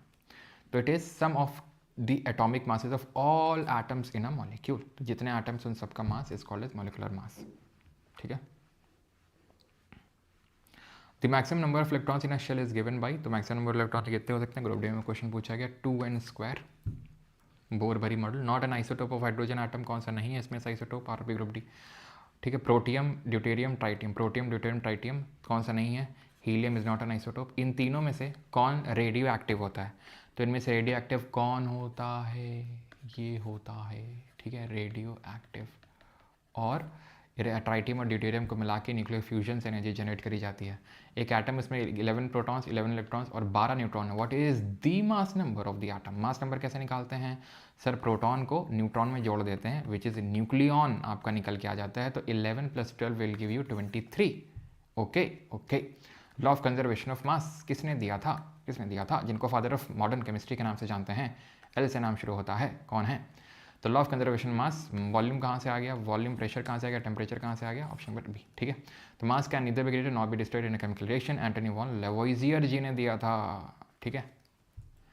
विच statement accurately describe the characteristic of proton in atom, तो प्रोटॉन को कौन सा ही डिस्क्राइब करता है, कौन सा कथन परमाणु में प्रोटॉनों की विशेषताओं का सटीक वर्णन करता है।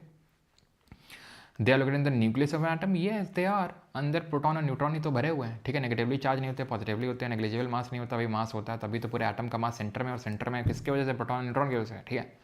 तो नेग्लिजिबल तो इलेक्ट्रॉन का होता है, प्रोटॉन तो 2000 गुना इलेक्ट्रॉन से भारी होता है, ठीक है। अब एस करवा दें नहीं तो में से काफ़ी लोग चिड़ जाओगे, नहीं कि उतनी देर से आरबी ग्रुप डी कर रहे हो, आरबी ग्रुप डी देख रहे हो कितने क्वेश्चन पूछेगा, नहीं तुम कर ही लो आज, ऐसे क्वेश्चन करो तुम, ठीक है।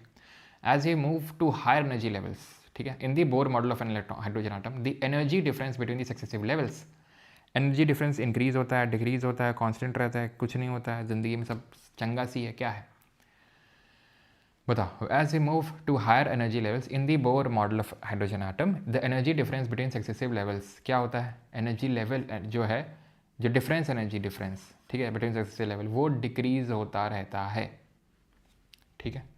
Which type of radio active decay results in an increase in the atomic number of the parent nucleus by 1 while keeping the mass number unchanged। तो इसमें एक्चुअल में क्लास 11th 12th का जो कॉन्सेप्ट होता है, alpha decay, beta decay and gamma decay, वो है यहाँ पे, ठीक है।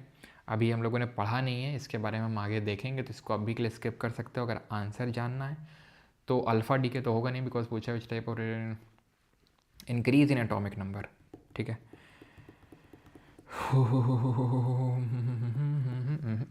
अल्फ़ा डीके में तो ध्यान रखना है, जो मास नंबर है वो 4 से डिक्रीज़ होता है, और जो एटॉमिक नंबर है वो 2 से डिक्रीज़ होता है, तो ये तो हो ही नहीं सकता है, ठीक है। इट वुड भी, आप देखो सिमिलर और कंट्रास्टिंग है, ठीक है, नेटो अपनी लग रही है कि नहीं लग रही, सिमिलर और कंट्रास्टिंग ऑप्शन दिख रहा है, बीटा माइनस डीके होगा यहाँ पर। क्या बोल रहा है, atomic number of the parent nucleus by 1 क्या हो रहा है, इंक्रीज़ हो रहा है। और हमें पता है कि जब हम इंक्रीज़ यानी कि जब किसी से कोई लेते हैं चीज़, एनायन बनता है, और हम नेगेटिव से उसको, नेगेटिव से क्या करते हैं, इंडिकेट करते हैं, डिनोट करते हैं। तो उस तरीके से आप इसको क्या कर सकते थे, इसको आप थोड़ा सा समझ सकते थे। समझ में आई बात, ठीक, क्लियर है।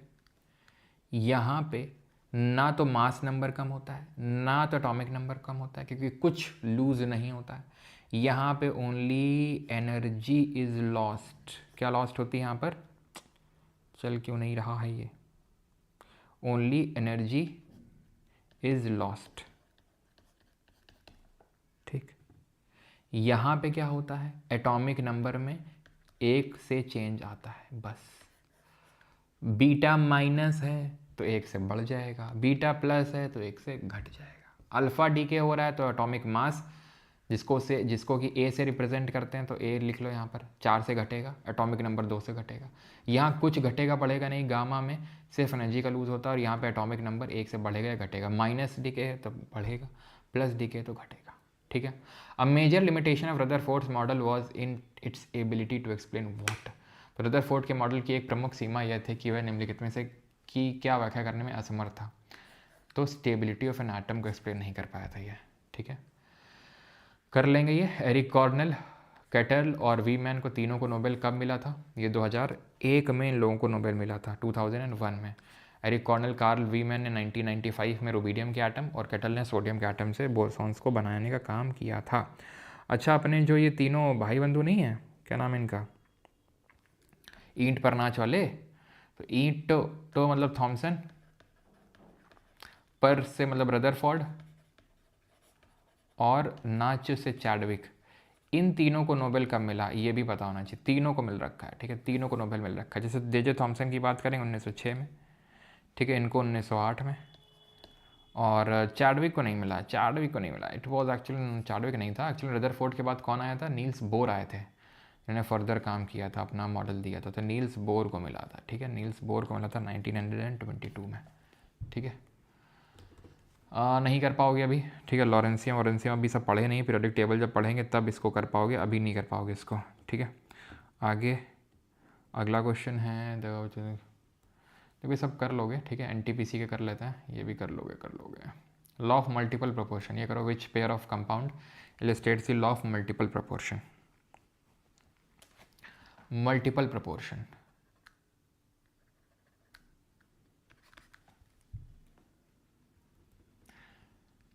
सिलेक्ट देन के यहाँ पे mass number formula unit, actually में इनका मास ऐड करना, जैसे 35.5 होता है इसका। भैया मेरे, राखी का बंधन तो निभा लेना, लेकिन ये समझो कि 17Cl35 था, 17Cl37 था। अब जो मैंने तुमको करने को बोला था तो तुमने किया नहीं होगा, मुझे पता है, तुम बड़े जो है आज्ञाकारी बच्चे हो। 3 × 35 ये बोला था करने को, प्लस 1 × 37 अपॉन 3 + 1। अब ये जब करोगे तो तुमको मिलेगा 35.5। तो एवरेज ले लेते हैं क्लोरीन का, हम कितना ले लेते हैं एटॉमिक मास, ना तो 35 ना तो 37, 35.5। तो 35.5 इसका, एक इसका 36.5। इस तरीके से ये क्या हो गया, सही हो गया। तो इस तरीके से आपको क्या करना है, एटॉमिक मास को ऐड करना है। कार्बन का कितना है, 14 है, एक इसका जोड़ोगे कितना हो जाएगा, 15। तो गलत हो गया कि नहीं हो गया, ठीक है, 60 हो गए। अब बाकी क्वेश्चन तुम्हें खुद से करना है, बाकी मैं देख लेता हूँ कोई ढंग का क्वेश्चन अगर मुझे दिखता है तो मैं करवा देता हूँ आपको। कर लोगे जो तो रिवाइसोबार रिप्रेजेंट करता है, कर लोगे कर लोगे, ठीक है। तो ये सब आसान से क्वेश्चन है, यहाँ पर आगे मैं देख लेता हूँ कोई टफ तो नहीं है। दिया एटॉमिक मास, सीधे गणित लगानी है इसमें और कुछ नहीं है। ले इसको करो। केमिस्ट्री का कितना अच्छा सवाल है, पूछ रहा है विच of the following attributes is generally perfectly present in perfectly competitive market. अच्छा, माथे में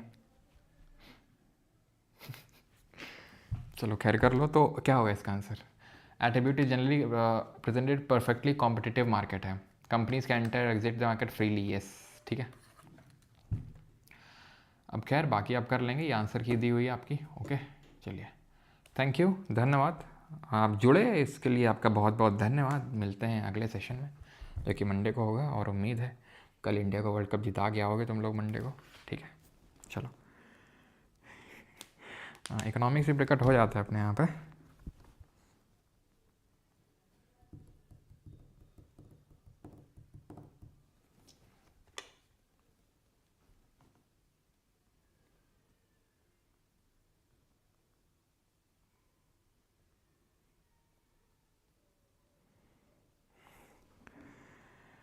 न्यूट्रॉन जो होता है स्टेबिलिटी देता है, ठीक है, वो न्यूक्लियस को चिपका के रखता है सेंटर पे, प्रोटॉन्स को चिपका के रखता है, ठीक है। तो एज अ ग्लू, जैसे लाइगेज नहीं डीएनए रेप्लिकेशन में काम करता है, तो उस तरीके से ग्लू के तौर पे स्टेबिलिटी देता है वो एटम को। वहाँ से रियाज़ किया है तो एक सॉन्ग हो जाए, जैसे नहीं बेटे, फ्री में नहीं सुनाता हूँ गाने, रियाज हो जाए तो फ्री में क्या है, यहाँ पे वो चल रहा है, शो चल रहा है, धुरंधर 2 ट्रेलर आ गया सर। अच्छा, मोल वाला क्वेश्चन करवाऊँगा अभी, यहाँ है नहीं यहाँ पे, तो मैं अगले वाले पे रख के लाता हूँ आपको, ठीक है, करवाता हूँ अगले वाले में। हाँ साक्षी जी, बिल्कुल, मुझे था, मैंने पढ़ाया तो है डिटेल में वो न्यूक्लियर वाला। अब नो बोला था इसलिए लिखना पड़ा, बताना पड़ा मतलब। चलो, सब लाइन बना के घर चलो। हाँ सर, गाना सुना था, बेटे गाना ऐसे बस निकल आता है, ठीक है, गा नहीं आता मुझसे, मुझे हंसी छूट आती है मेरी, बस ऐसे निकल आता है वो कभी कभी तो।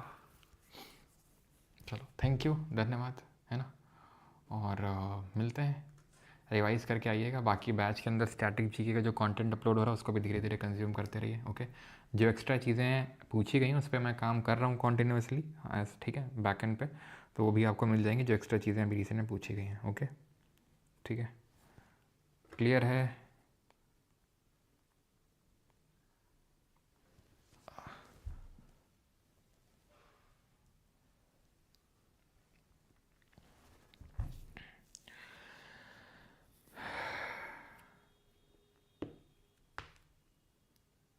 चलिए थैंक यू।